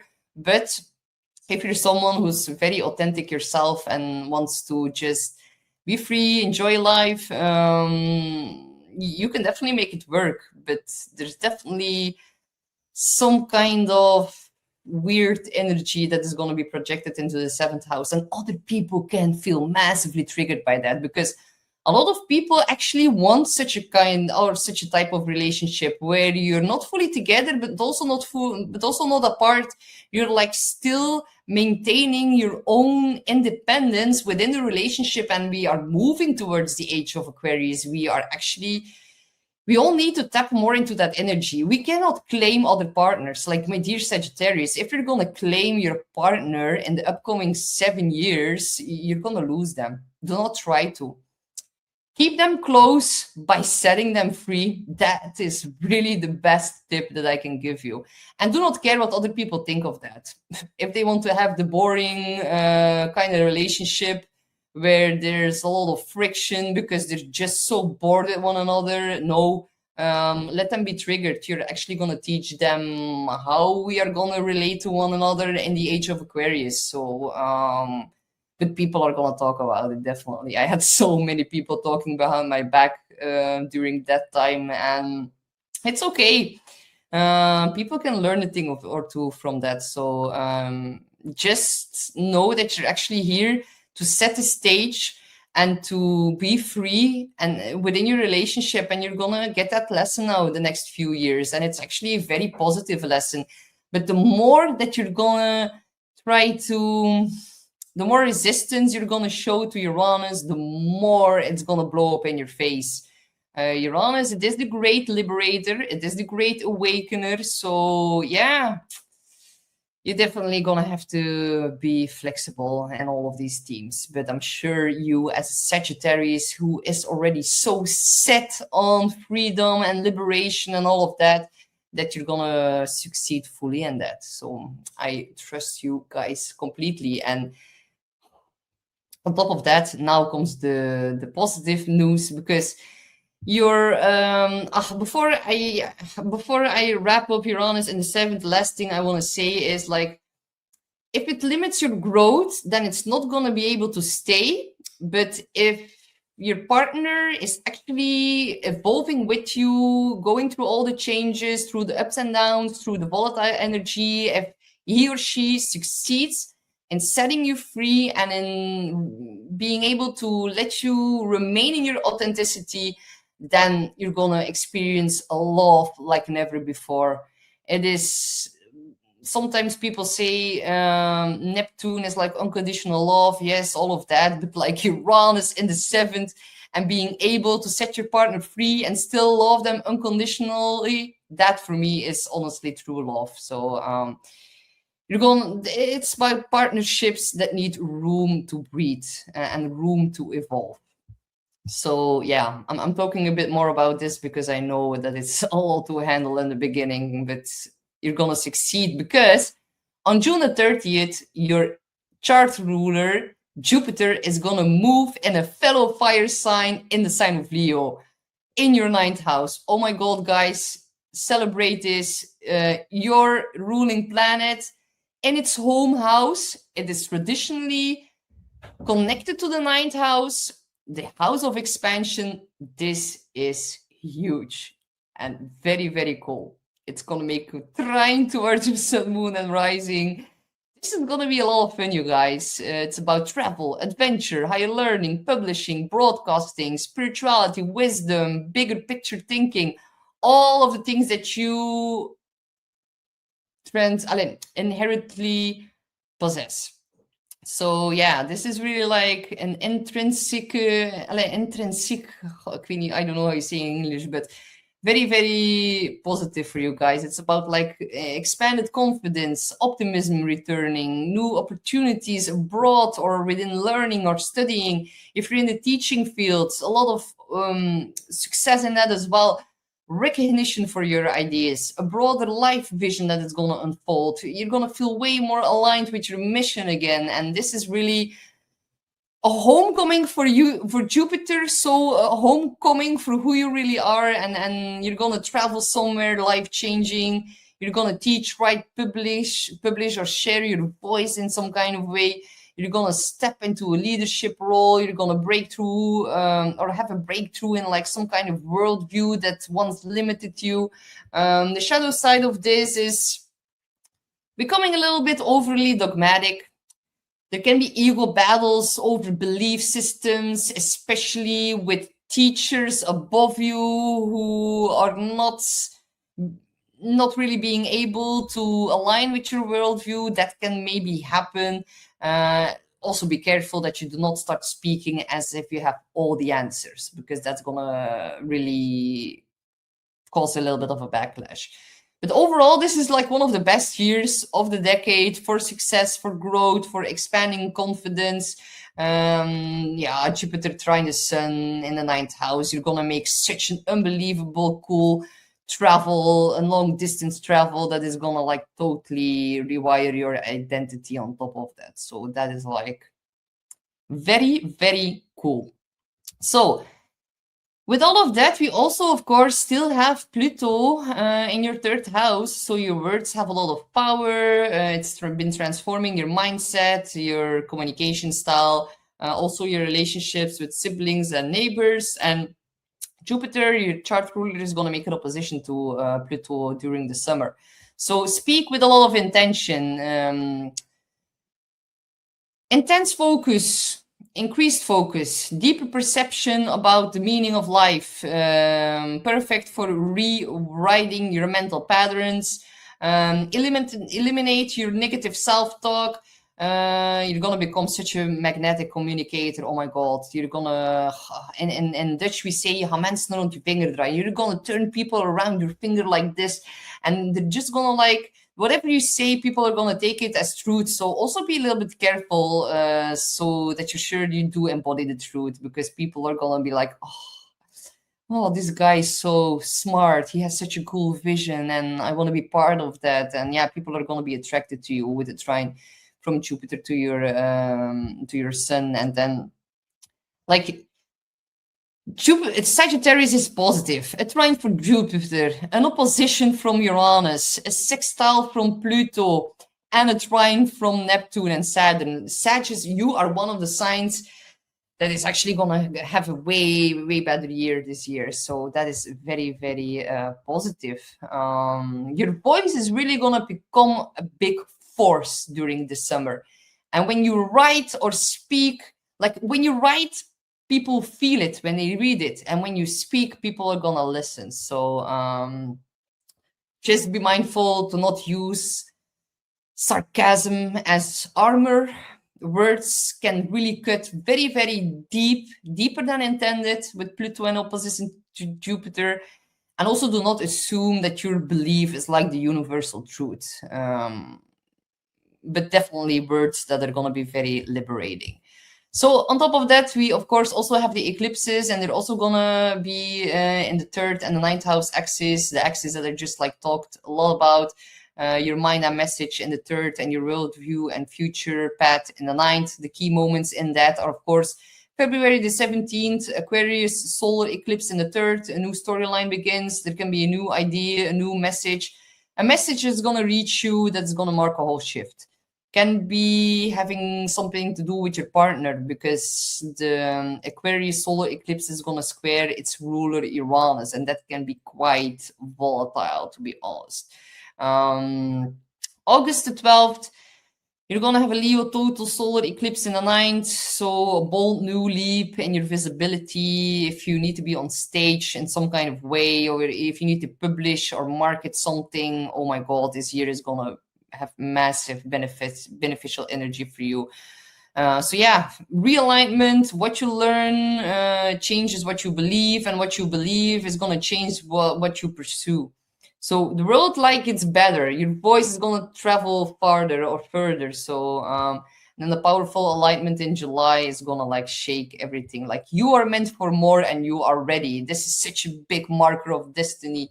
And the core theme for you is, of course, expand your joy, let life rise up to meet all of your passion that is going to get expanded this year. So yeah, doors really are going to open towards your potential, believe in yourself, to 2026 is really going to be a year when your spirit leads your life again, and everything else that is good is going to follow. So if you're triggered by this and if you want to get a full reading, you can book in through the link in the description box below. I would be loving to talk to you about everything that is going to happen in 2026, and I wish you the best of luck. We have Capricorn, Sun, Moon, or Rising. Welcome to your 2026 year ahead horoscope. So we're going to dive into all the biggest outer planets that are going to make a shift, that are going to define your year, how they align with your chart, and how the eclipses are going to bring a new point of destiny into full focus. So 2026 for you is going to be the year that you're going to rebuild your foundation, financially, emotionally, physically, so that your life can actually grow in a direction that you've been dreaming about for quite some time. So we're going to do a quick overview first before we dive into the transits. Saturn and Neptune are going to move into your 4th house. Uranus is going to shift into your 6th. Jupiter is going to move into the 8th house. And Pluto is still in your 2nd house all year. On top of that, you're also going to have eclipses in the 2nd and the 8th house axis of money. So yeah, definitely a year that's focused on investments and streams of income. And the headliner of the entire year is, of course, in late July, which is here depicted in the chart. All of the planets, Pluto, Neptune, Uranus, and Jupiter are all going to be aligning at 4 degrees. This is like a once-in-a-moment alignment. It's like a once-in-a-lifetime alignment, and it's going to activate your money, your home, your work, and security. Major shift that is going to become quite undeniable. So, all right, let's go over them one by one. So it all starts on January the 26th, whenever Neptune is gonna jump into your 4th home. 4th house, the house of home. So a little bit after that, on February the 13th, Saturn is also gonna ingress into Aries in your 4th house. On February the 20th, Neptune and Saturn are gonna make a conjunction and are gonna kick off a whole new 36-year cycle reset at the bottom of your chart. This is the core, this is the foundation, is the EC. It is very, very sensible, sensitive. It's your emotional sector of the of the chart, your home, where your basis is, where you feel safe and secure. It's about family dynamics, your ancestral line, your emotional foundation. It's the root of your identity. So quite important. Saturn says what is stable, what's sustainable, and Neptune here is what illusions have you been living with for the past few years. Together, they're going to bring a lot of reality checks in your roles within your family, within the expectations of your family. They're going to together rewrite your emotional boundaries within your home and your family dynamics. And it's also about healing old conditioning from childhood. So it's really about simplifying your life and your home, and it's about actually a new definition of what home actually means and how it supports you and how you support your home and your family. And you can have an increase in responsibility in that. So at first, in the beginning of the year, some structures might dissolve. There can also be some confusion around your home and family and the obligations in regards to them. But later, you're going to rebuild them with more truth and self-honesty. And the shadow that you need to heal this year in that area is feeling responsible for everyone's needs and emotions, and guilt about choosing your needs, because we are talking about Saturn, and Saturn is your chart ruler in an emotional home, squaring you off. So not the most easy energy for you this year. So yeah, do not feel guilty about choosing your own needs and fulfilling them. That is the whole meaning and purpose of having Saturn in the 4th, and about restructuring your emotional foundations. It's only when your own cup is full that you can gift other people things. So if you're running on empty, then that's going to be very difficult at home. So take good care of yourself this year. You might be confronted with you playing some kind of role within your family that isn't truly you, and something needs to maybe restructured in that. So also be careful about suppressing your emotional needs just to keep the peace. That is going to backfire. But clarity is going to emerge, and you deserve a home inside and out that feels safe and supportive. So these energies can also bring a move, a renovation, a restructuring of the household, a rebuilding of family relationships in a way more healthier, realistic way. Also letting go of family expectations that once limited you. So it's a very deep reset in your roots so that you can actually grow bigger and taller later. Saturn in the fourth, some of you are gonna need to look at the actual foundations of your house, like the ground it rests on, the basement. Yeah, some problems can arise with the actual foundation of your home. That is something that I've witnessed in client readings a lot. So yeah, give some more attention towards that, especially like the foundation where it rests upon, and check out if everything is like still okay with all of that. You might never know. It's just like a tip that I can give you guys. Another thing is, of course, Uranus is also going to shift houses, and it's going to do that on the 25th of April. And for you, it's going to do that in the 6th house. So the 6th, yeah, there's a very big revolution that is going to happen in your work and in your health, and it's actually going to break you free from like the daily ground. And the 6th is your work routines, your schedule, your everyday tasks. So it's also your health and well-being. It's also about your co-workers, your workflow, and your efficiency and your productivity. So Uranus always arrives to shake up what's been stagnant. There can be a very, very big shift in a job or in a daily routine, new responsibilities, or even less. It depends on which aspects it's making in your own personal chart. It's difficult for me to say in a general reading, but it's definitely about innovation and automation and liberation from old work patterns.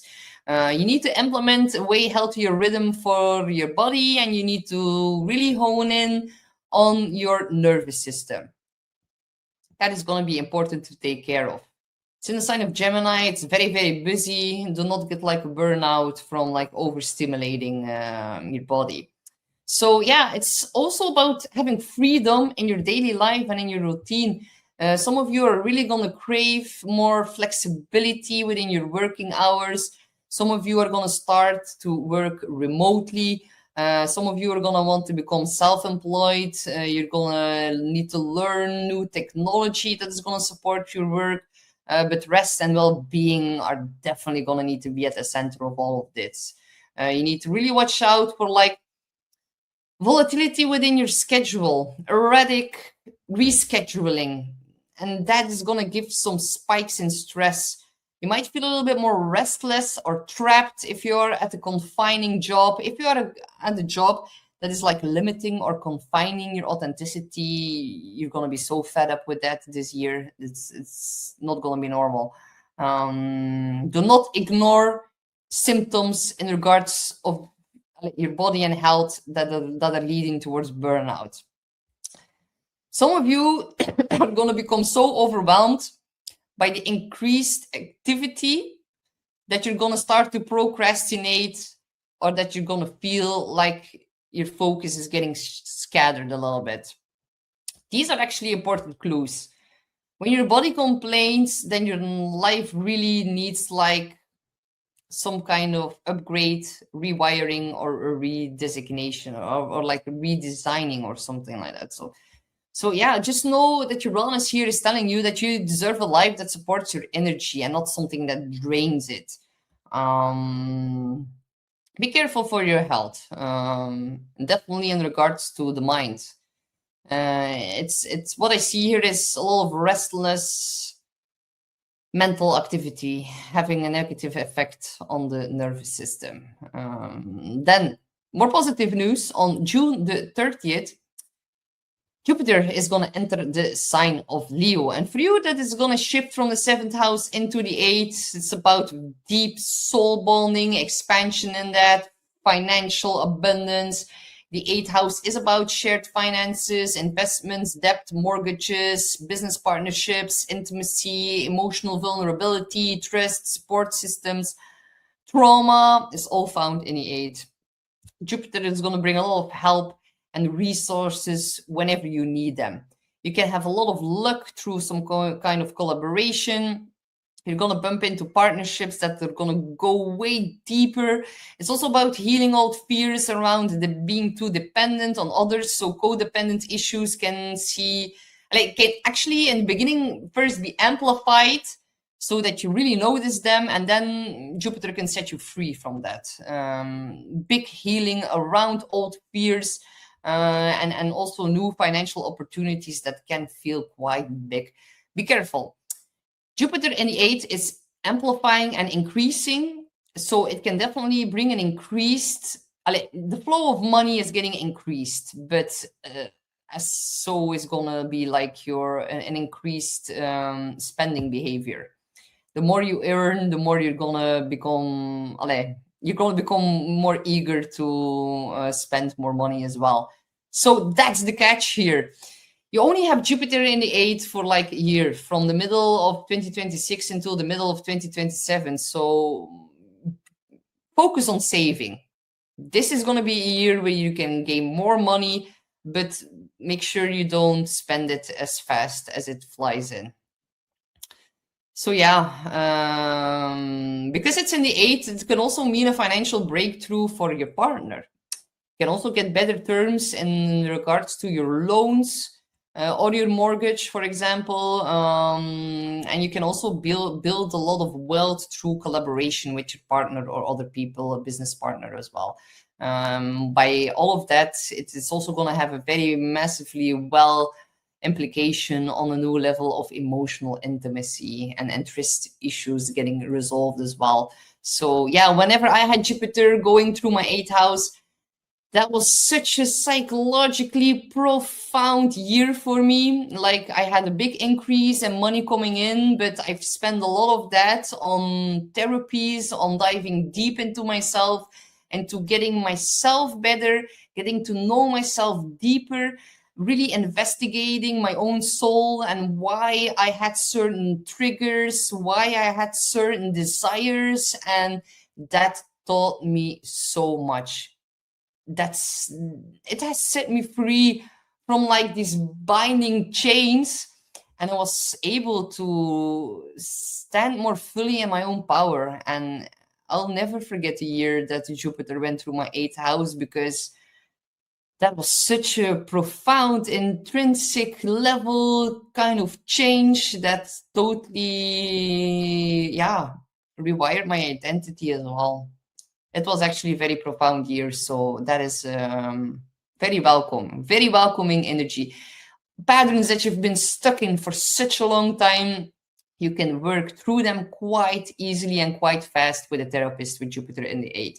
So the shadow side of that is relying too much on others and other people's financial situation, overspending due to the increased optimism, getting entangled in other people's drama and trauma triggers, and giving a lot of your financial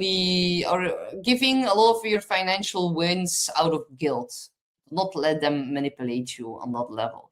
If you use it wisely, your shared power is going to become such a big multiplier, more trust, more abundance, more soul deep level bonding. Very, very awesome transit. Enjoy that, my dear Capricorn. We also, of course, have Pluto in Aquarius, and it's in your 2nd house, transforming your money and your self-worth. This one gets deep and gets really to the point, and it's opposite the 8th house, so it's working even more profoundly for you, Capricorn. It's about what you believe you deserve. And what you believe you deserve is shaping what you can earn. Pluto is about power, transformation, self-mastery, control, also purging what no longer sustains you. And you're going to experience a lot of big changes in your income, in your financial priorities. You're going to confront fears around survival, around your stability. a deeper confidence in your own value, rebuilding your relationships with wealth, and letting go of scarcity programming, especially with the opposition to Jupiter. Oh my God. With the eclipses in the financial axis as well, this is such a massively big implications around money this year, and you're going to learn a thing or two about that for sure. So definitely there can be a shift in your career that is going to change your earning structure. You can have a need to claim higher worth, and by that you're going to raise your pricing, change something in your business. There can be more boundaries being set around people who really drain your resources and who have a negative and draining effect on your self-worth. Pluto here teaches you that self-worth is actually the root of your net worth. It's not about surface change. It's complete internal rewiring of how you support yourself. And then with the eclipses in the 2nd and the 8th house, what you have versus what you share in the 8th, key points in that, key turning points are, of course, February, when we have the Aquarius solar eclipse in your 2nd house. A new chapter of money is going to emerge. Can be a new income stream, new priorities, new self-evaluation. Just be mindful because it squares Saturn in the 6th. So you might have like this new income or new type of increased money going on, but it's squaring off to Uranus still in the 5th. By that, in February, it's only in April that it's shifting to the 6th. But still, there's going to be some tension. Maybe your kids need more money, or maybe you're going to spend more on your hobbies or something like that. But there can be like a spike and a down in your income during this time. Then on August the 12th, you're going to have a Leo total solar eclipse in the 8th. This is going to be a powerful shift in your shared finances and partnership and support and all of that. Can be a big breakthrough moment in all of the 8th house themes that I've just went over. So it's about how you handle resources and how you allow support, and also what you believe in that you're worth.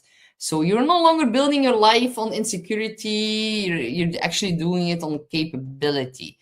And then in July of 2026, we're going to have such a powerful alignment of all the planets at 4 degrees. Your stability axis is going to become supercharged. It's going to be a major financial move. A relocation could happen, a breakthrough in your daily workflow, a new committed partnership. This can be like, this changes everything kind of decision or scenario. Something is going to click, and you're going to see where you're meant to go and what you need to build to get there. So secure your foundation, and your whole life can finally expand and even financially expand. So release old fears, claim your new support. 2026 is where your strength starts working for you, not against you. Just your ruler is making a square aspect towards you. It's about maturity, gaining more insight, becoming more stable, working on your stability. So yeah, it's still a year of hard work, especially in the home sector of your chart in the 4th house, but still you're so used to that it's going to be an easy task for you, my dear Capricorn. And if you're triggered by all of that, you can book in a reading for 2026. You'll find a link for that in the description box below. Thank you so much, my dear Capricorn, and I wish you the best of luck. We have Aquarius, Sun, Moon, or Rising. Welcome to your year ahead horoscope for 2026. So 2026 is going to be the year that is totally going to redefine who you are and who you walk through life with together, and beautiful expansion coming in that. So here's the cosmic map for you for the year ahead. So Saturn and Neptune are going to enter into your 3rd house on February the 20th, Uranus in your 5th house on April the 26th, Jupiter in the 7th on June the 30th, and Pluto is, of course, been operating in your sign since last year fully, and of course it's going to stay there for the next 15 years or so. So also you're going to have eclipses in your 1st and your 7th house, so very, very important. The nodes are also going to shift, so the eclipses by that are shifting as well. So they're in your sign and in your opposite sign. Quite remarkable. You are one of the signs that is going to go through massive shifts this year. So One of the headliners, of course, for 2026 is late July. As we're seeing here in the chart, Pluto, Neptune, Uranus, Jupiter, they're all gonna align fully at 4 degrees. So yeah, Pluto, if you have any sun, moon, or rising or planets around 4 degrees, then yeah, this is gonna be so extremely pivotal for you. If you have a sun, for example, between 4 or 7 degrees, Pluto is going to conjunct it fully this year. You already had a sneak peek of that this year, but next year, that can give definitely a big crisis, a big moment where everything crumbles in order for you to resurrect and really take back your power. But definitely can be a very intense moment of time. We won't need to check at your personal chart to see when exactly Pluto is going to make its conjunction to your sun, moon, or rising, because that is of uttermost importance for you. So before we no, I'm gonna do it like this. Like, we're gonna start with, of course, Neptune, that is gonna enter Aries into your 3rd house, and that is gonna happen on January the 26th. A few days later, on February the 13th, Saturn is also going to go join the sign of Aries, so it's also going to jump into your 3rd house. But yeah, it's about clearing mental clutter and about speaking your truth. This transit is going to, on February the 20th, Saturn and Neptune are going to make its famous conjunction and are going to ignite a new 36-year cycle, and there's going to be a massive plant being seeded, a massive seed being planted in your 3rd house. How you communicate, how you speak, how you think, how you learn, also how you interact on a daily basis. And it's gonna change up your relationship with your siblings, your neighbors, and your local community. So it's also about social media, the content that you consume or create, that is gonna be changed completely as well. And Saturn asks you, what is worth your attention? And Neptune asks you, where are you lost in the noise of other people? So this year is definitely going to bring sharper mental focus. You might need to work a little bit on brain fog with Saturn in the 3rd. It's also about healing communication patterns with Neptune there, and it's going to evolve in more honest conversations, more spiritual conversations, more spiritually realistic conversations, something that is grounded in realism as well. Realistic expectations of the people around you, and also stronger boundaries in regards to your local environment. So yeah, you're going to refine your voice. You're going to choose truth over people pleasing, but definitely planets in the 3rd house of the mind can give a little bit confusion, Neptune and brain fog, Saturn, and don't go overthinking or info overload. That is not going to be beneficial to you. Aries is the sign of the head. The fact that you're having that on the 3rd house cusp really reinforces the theme of getting lost in your head space. Try to get out of your head. Movement, exercise, binaural beats, really calming down the mind, and tap into the more Neptunian spiritual frequencies whenever you feel a bit overwhelmed by all the external noise. Also, be careful not to say too many yeses to the people around you. The 3rd house can be very active, very busy. Also, do not try to explain yourself to those who do not hear you anyway. That is not good for you either. But definitely, your voice becomes way more clear, more calm, more serious tone, more effective. You're going to speak with intention, and people are going to listen quite differently. If you're already having a little bit of a difficult bond with one of your siblings, then that might also get enhanced a little bit with Saturn here. You can feel a little bit more distant, or maybe a little bit more cold, or on the positive side, more serious towards your bonds with your siblings. Neptune in the 3rd is definitely going to make your mind way more creative and more spiritually infused, for sure. If you want to speak your spiritual truth, you can do that with a lot of realism, from a grounded perspective, and with a grounded tone as well. So for that, it's very, very positive. Then on April the 26th, Uranus is going to shift fully into your 5th house. And of course, Uranus is your chart ruler.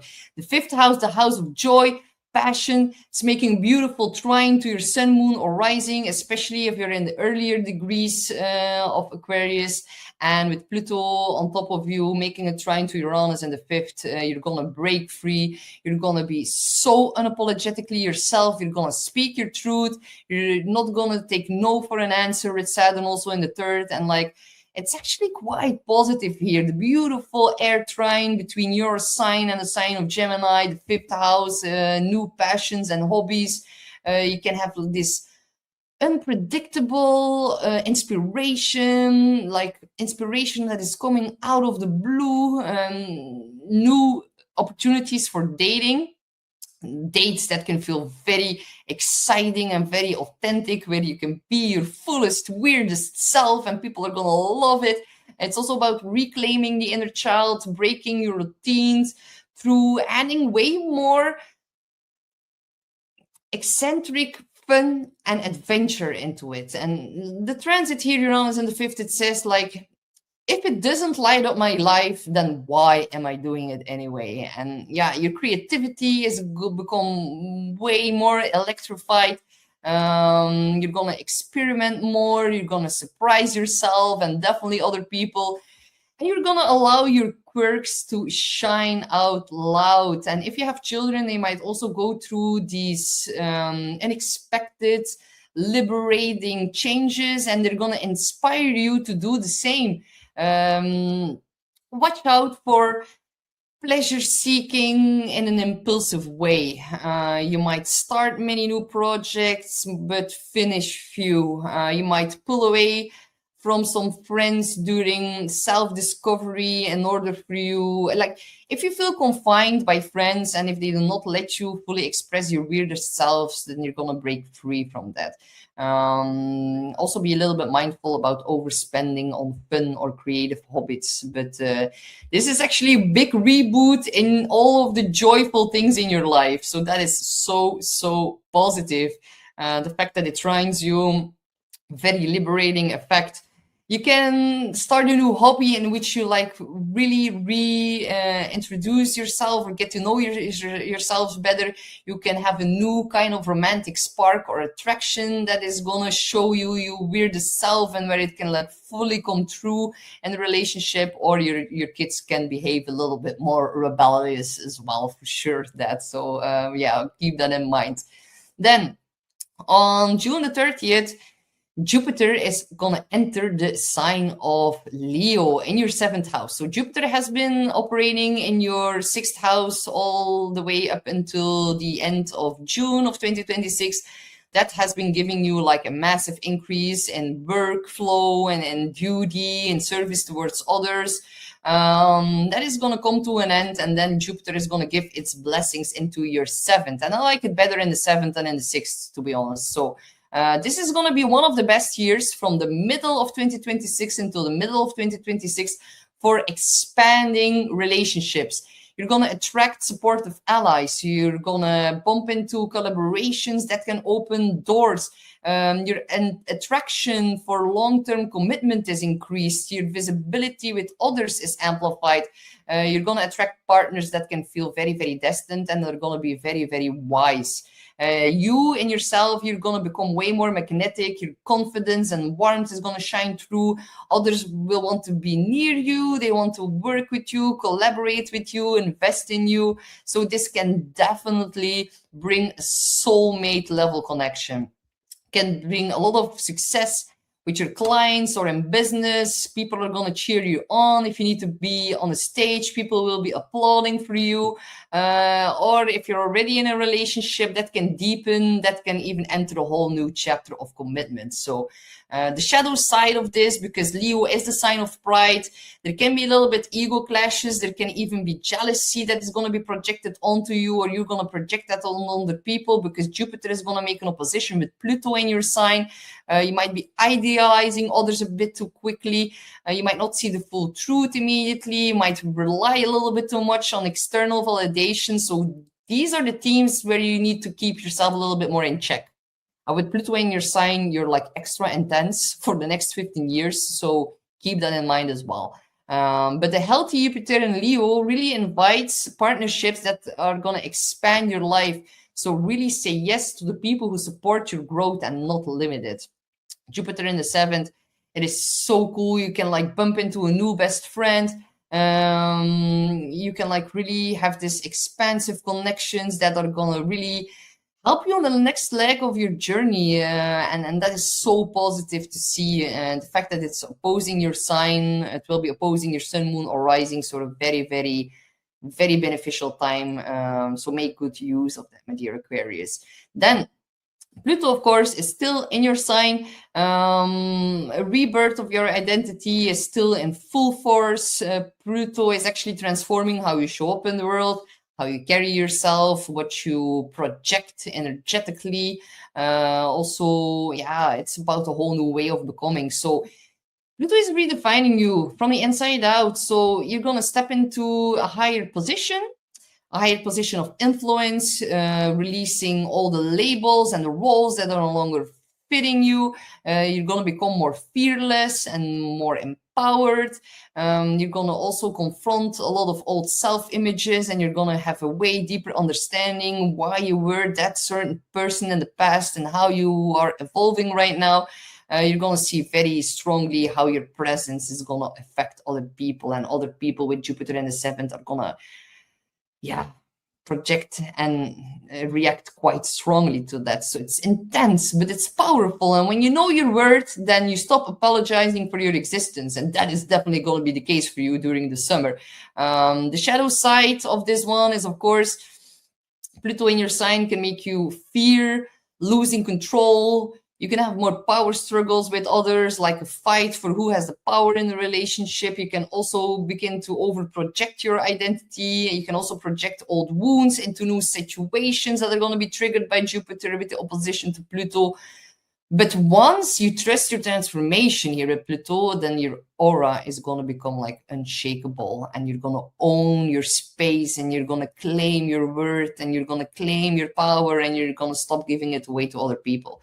That's why with the opposition to Jupiter in the 7th, it's going to become quite easy and obvious to see which one has your back and which people don't.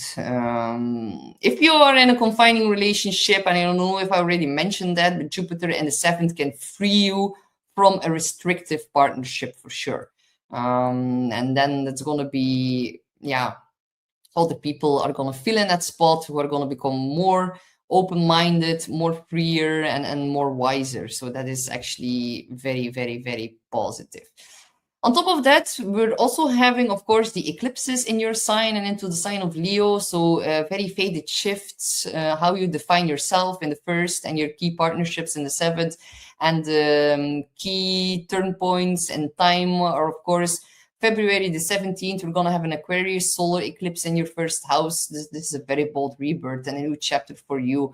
Just know that it's going to make a square to Uranus, your ruler. So an eclipse in your sign squaring off with its ruler, that is going to become very volatile for you. A lot of unexpected surprises, a lot of unexpected things are going to happen, and it will be in regards to family, because around that time Uranus will be wrapping up its long 8-year transit through the sign of Pisces, Taurus in your 4th house of home and family dynamics. So definitely something in a family can happen where you're going to be like, nope, enough is enough. I'm drawing the line here. I'm taking my power back with Pluto in your sign. Enough is enough. And I'm going to free myself from this shitty family dynamic or something in regards to that. Some of you are going to move. Some of you are going to let go of your old home or house. Some of you are definitely going to feel a little bit alienated in regards to your family. But it's in order for you to embrace your weirdest quirks. And maybe your family is going to react a little bit unstable towards that. Some of you are also just like simply going to be fed up with certain ancestral patterns that you've inherited from your mother line, your female ancestral lineage, and you're going to break free from that. So even though something quite surprising or shocking can come up during this time, it's going to set you free. And just know whenever Uranus shifts into the 5th house, you're going to have you're going to have a way better time. So the axis here about the 1st and the 7th, where the eclipses are going to fall in, they're actually teaching you that you don't lose yourself for love, and you do not deny love to protect yourself. So this is like the balance that needs to be restored, and a bomb of energy is going to be projected into those houses. So yeah, balance is actually going to be your evolution this year in regards to yourself and how you connect to other people. Then in July on 2026, destiny is going to knock on your door, and it's going to be very, very loud because Pluto, Saturn, Neptune, Uranus, Jupiter are all going to be at 4 degrees all at once. It's like your identity, your voice, your joy, and your relationships are all converging towards one another. It's going to bring a fated meeting or a reconnection or a creative project that can become more public. It can also be a bold choice about how you want to live further from now on. There can be a recognition of your new inherited power and also your full potential coming forward. It can also be a milestone reached within your relationship. So this is really a moment of you that you need to like claim. You choose the life that is going to match who you're becoming, not who you've been. And just own who you are and watch the right people show up at the right period of time. It is a year where you need to step fully into your authenticity with your ruler trining you. It's going to give you confidence, influence, and probably also love beside you and not above you. So your identity is definitely transforming, and your world is also transforming to then match it. So yeah, big up leveling, my dear Aquarius. If this triggered you, you can definitely book in your 2026 reading. You'll find the link for that in the description box below. And I wish you the best of luck in 2026. We have Pisces, Sun, Moon, or Rising. Welcome to your 2026 year ahead horoscope. So it's going to be a year where you're going to rebuild security, letting go of fear, choosing real self-worth. But first, before we dive into all of the important transits that are going to happen for you, we're going to look at a cosmic overview for the year ahead. So Neptune and Saturn are finally going to leave your sign, my dear Pisces. They're going to shift into your 2nd house of money, security, and self-worth. Later on in the year, Uranus is going to shift into your 4th. About family and roots. Then Jupiter is going to shift into the 6th, increase of workload and daily responsibilities. And then Pluto, of course, is still in your 12th house all year, and that is about subconscious healing and a lot of shadow work. On top of that, we're also having eclipses that are going to shift into your 12th and 6th house axis, and that is going to happen around February and August. And the biggest moment of the entire year is displayed here on screen. We can see here in late July that Pluto, Neptune, Uranus, and Jupiter are all going to align at 4 degrees. A very, very rare activation moment of destiny. It's going to affect your self-worth, your home, your work, your healing. All of it is going to get transformed together. So yeah, a very big calling. So let's break it down transit by transit, step by step. So we're going to start with Neptune, that is going to make its ingress into the sign of Aries, and that's going to happen on January the 26th. That is going to totally redefine your worth in the 2nd house. It's about financial clarity. And later on February the 13th, Saturn is also going to ingress into the sign of Aries, also in your 2nd house. They're gonna like ignite a whole new 30-year 6 cycle, and that's gonna happen on February the 20th. And that will involve your money, your income, your stability, your security, what you value, how you value yourself, your skills, your talent. And Saturn here is asking you, let's build something real together, something grounded, something not only imagined. And Neptune then asks you, like, where have you attached your self-worth to illusions? And something is going to shift. So this year is definitely going to bring like a whole new mindset around your earning power. Your abundance mindset is going to shift. You need to let go of scarcity beliefs. Your priorities are going to get tested by reality. It's about spiritual and material alignment all at once, and setting healthy boundaries around money and generosity. And at first, definitely with Neptune first entering the second house, some illusions are definitely going to get dissolved. It's going to show you where you've been undervaluing yourself, where your money feels still too much tied to fear, and where your stability depends too much on others. But it's actually going to make space for a more realistic foundation and all of that. Then it's saying like security comes from self-trust and not external approval.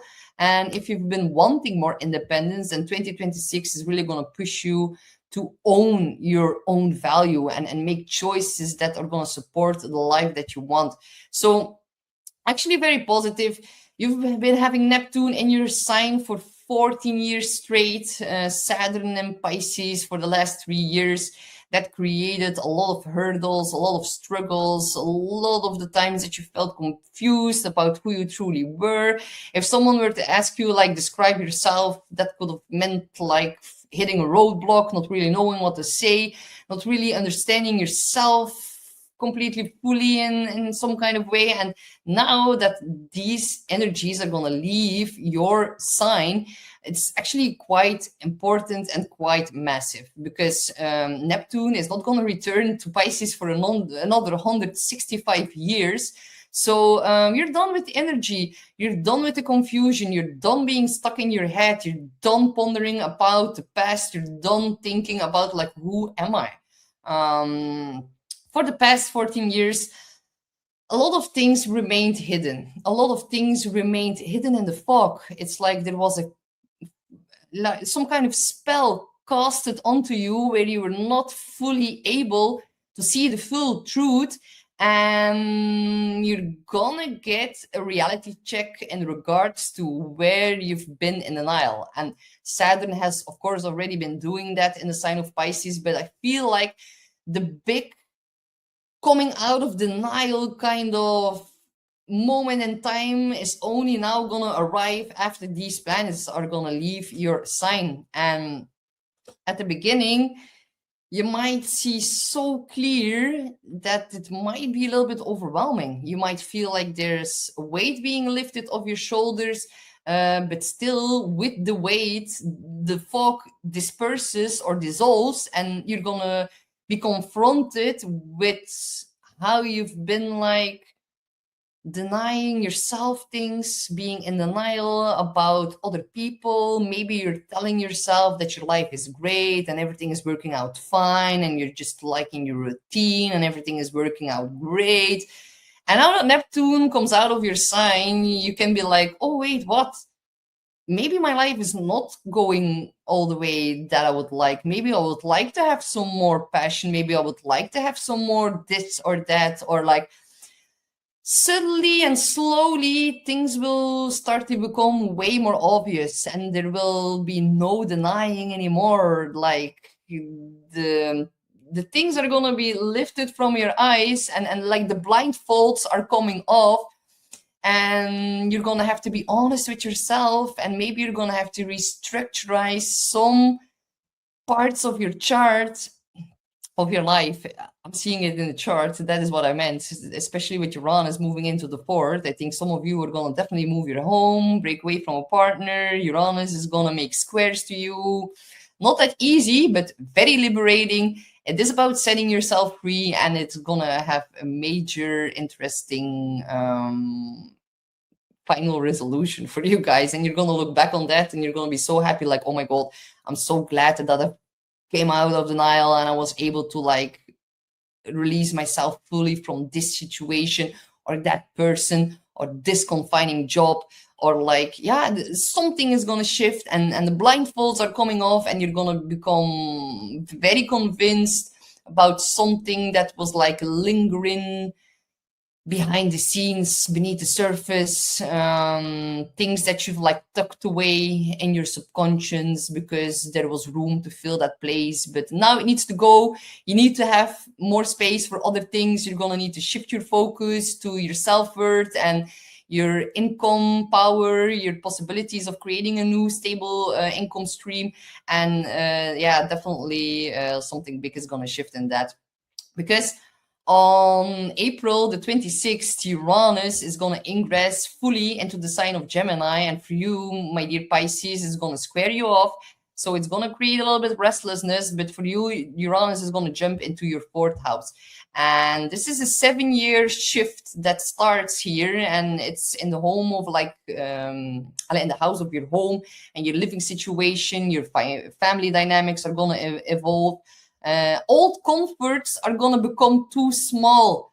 Maybe that was the word that I was looking for. You're going to crave more because you know now what you're worth, and you're building a whole new stable foundation in your self-worth in the 2nd house, and you're going to want more. You're not going to be satisfied anymore with the small comforts of your daily life that you're so used to. There's also a theme of emotional independence that's going to arise. And definitely Uranus in the 4th can definitely bring a lot of volatile emotional experiences, a lot of destabilizing effects are going to be displaced in where you live. I'm sure a lot of Pisces are going to move. Because the 4th house also rules over the past. And you, my dear Pisces, you are the sign of the past and past endings. And so there's a big liberation from the past that is coming forth. But because it squares your sun, moon, or rising, that can feel a little bit uncomfortable, especially if you have like an early degree sun, moon, or rising within the 1st degrees, within the 1st decan of the sign of Pisces. So you're also going to have, with Uranus in the 4th, new set definitions of what home should look like. And there's going to be a desire for movement or relocation. And there can also be surprising changes within your family. There can even be shocking revelations. Maybe your mom is going to tell you something that is going to be a little bit surprising. There can be more authenticity being found in your personal space. This is really about breaking the patterns. Like, who you were at home is not you anymore, and definitely not who you're becoming now with Uranus in the 4th. Whether that's physical, emotional, you're actually claiming ownership of your own space. And you're no longer going to shrink to fit into any family expectations. So yeah, watch out for a little bit restlessness inside of the home, maybe moving too fast out of frustration. There can also be a little bit burnout around very big changes in regards to family. Also, do not rebel against your family for the sake of rebellion. You're going to feel so rebelliousness. You might need to keep that a little bit in check with the square to you. But overall, just know it's your chance to create a life that feels truly yours, and you're gonna break free from all these outdated emotional patterns that got installed during your upbringing. And yeah, that's actually gonna be quite positive. Yeah. What's also accompanied by this is that Uranus is going to make an opposition to your MC. Changes around the home are going to affect your career and vice versa. Some of you might even become more famous, can get more recognition with the opposition to the MC. And maybe some of you are going to move and your job changes, or your job changes and you need to move. That is also really in the cards for some of my dear Pisces. Then, on June the 30th, Jupiter is going to enter the sign of Leo. For you, that's going to be entering the 6th house. So your work is going to expand.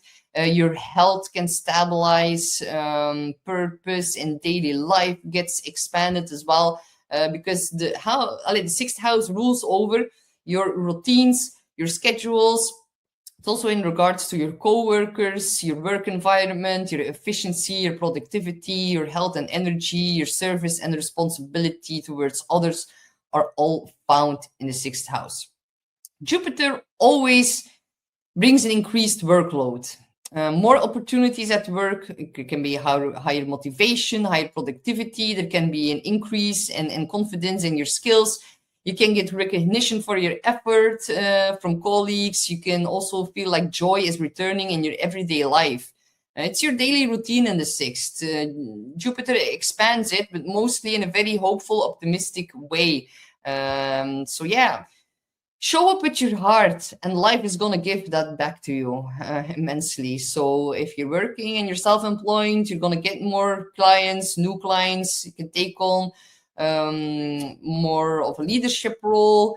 You can start implementing healthier habits that are gonna give you an increased energy levels or productivity. You can also find passion in your daily routine again. But there's always a shadow side, of course, and I need to mention that as well. Leo rules over pride and drama. Jupiter expands all of that. You might also be overworking because, yeah, the increased workload is so heavy that you go to a burnout or go into a burnout. You need to be a little bit careful for that. You might also be so excited and enthusiastic that you're going to take on other tasks to be helpful, because the 6th house is being of service, being helpful. Jupiter expands that. Please do not take on all the work of your colleagues because you feel more motivation. Just do not do it. Balance your enthusiasm with rest. Your body is going to be a compass, and you can also be a little bit of increased drama or dramatic dynamics being found at the workplace, but still overall very, very positive energy. And the 6th is, of course, also your health. So yeah, listen to your body, listen to the signs, but still it is one of the most productive and rewarding years for you. Also, of course, we have Pluto and Aquarius, and that is in your 12th house. So still it ingressed last year fully into the 12th. So this is about deep spiritual healing. It's also integration of the shadow, very long-term inner transformation that's going to last another 15, 16 years or so. This is about triggering and processing hidden fears, old trauma, subconscious beliefs. It's about surrender and faith and having a very big spiritual awakening. And then Pluto always reveals what's been suppressed, what's been avoided, what's been buried, what's been inherited, so that you can actually heal and release that. So it can be intense, but it's also going to lead to like greater inner power, a stronger intuition, freedom from the past, and peace with who you are becoming. The only thing you need to be watchful for with Pluto in the 12th is chaser-runner dynamics, a fear of being abandoned. If you're born with that, or if some kind of relationship triggered that inside of you, then you need to like consciously heal that with Pluto in the 12th. I know people who are born with Pluto in the 12th, and they have like massive fear of abandonment. So yeah, with Jupiter opposing that since the start of this, from the summer, starting from the summer, that is going to get an increased. You're going to see that. The 12th house is also hidden enemies. Pluto in the 12th, there can be powerful people trying to block your progress, and they're going to be exposed during the summer here with Jupiter making opposition towards that. But also know that this is the end of like an old identity. All the outer planets are shifting signs. It's been 3,500 years ago since that happened. It's rather spectacular and rare. So this year is really, really a profound transformation. The shadow side of Pluto in the 12th, escapism when emotions get too heavy. Isolating yourself too much because it feels overwhelming to deal with your binding or abandonment issues. Also, do not let fear of change control your decisions, and also try to avoid. You're maybe going to try to avoid the very healing that you need because you're scared of the intensity that the healing is going to bring, and you're maybe going to run from it.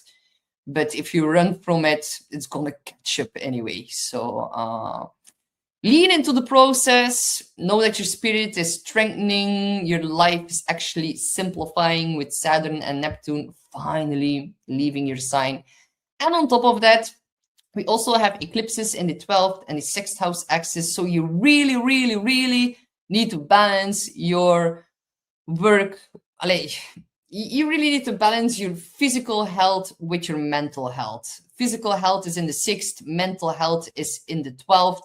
when you are going to become overburdened with work, with your Jupiter in the 6th, that might have a negative strain or effect on your mental health. So yeah, just hit the brakes whenever you feel you need to. And that is actually self-love and taking care of yourself. Do not overpromise, do not overgive, do not overextend in the physical realm in the 6th.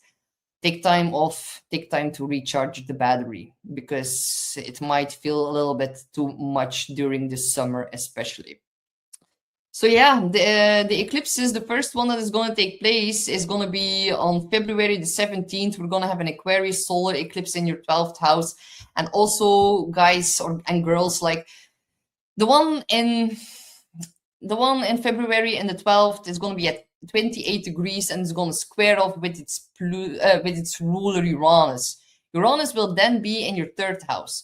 You need to be a little bit, maybe more careful on the road. Do not end up in the hospital for any kind of way. Do not drive when you're too angry. Eclipses in the 12th can definitely bring some kind of emphasis on confined spaces that can be jails, hospitals, mental asylums, monasteries, temples, places where people confine themselves. So I sometimes advise my clients to just like go sit in the hospital, like up front, without anything being wrong. Take your computer, work in the cafeteria, work on your projects, immerse yourself in the energy of the hospital, and hopefully that is like gonna diverse the more negative effects of a solar eclipse in the 12th. It could also be that you maybe need to visit the hospital, let's say, or let's hope that it's going to be for a positive thing, like maybe a birth or someone that is getting healed, or like, but just be a little bit mindful about that. It can also be like a lot of intense mental processes that are going to be triggered during February, and it's already going to kick in from the end of January. An eclipse is always palpable a month up front. And because it's squaring off with Uranus in your 3rd, you might also end up in a fight with a sibling or with a neighbor, and you're choosing to isolate from that. That is also a possibility. But for that, we would need to check your own personal chart just to be sure. But with Uranus in the 3rd for the last final time, wrapping up its long 8-year transit through the 3rd, be a little bit more mindful on the road. Just don't go driving when you're pissed off or when you feel ungrounded or any kind of way. Can also be, because I do not want to scare you with the word hospital, but Uranus in the 3rd can also be like wanting to break free and doing a short distance trip in order for you to be able to isolate yourself, to work on your mental health. It could also be simply that. So it doesn't always have to be so negative or so dramatic. But I just felt called to say it anyway. So then on August the 12th, you're going to have the Leo total solar eclipse in the 6th house. That is the major shift in work. A new path in your daily purpose is going to open. The 12th, 6th house axis is actually teaching you that your well-being is actually non-negotiable. Healing must support your productivity, not the other way around, and your routines are going to become more healthier, your mind can become clearer, and your life is going to become lighter. So also then, yeah, the powerful alignment in July with all the planets at 4 degrees. This could bring a new living situation, a financial breakthrough, a major change in your work, or a release from an old fear or a burden.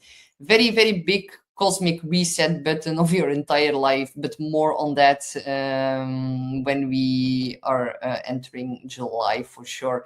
So your core team, Pisces, you're going to stop surviving with Saturn in your sign, and you're going to start trusting your value. This is the year that you're going to let go of a lot of fear, step into your confidence, and really rediscover that real security starts within. And you're going to become way stronger than your past self, and you're going to become more loyal to yourself than ever before. So my dear Pisces, looks pretty awesome to me, if you ask me, and just let me know what happens. I'm very curious, and I wish you all the best. And if you're triggered by that, You can, of course, book in a 2026 transit session, astrology session with me. You'll find the link for that in the description box below. All right. So a 2026 overall video is coming soon. Stay tuned for that. Thank you guys all so much for tuning in with me today. And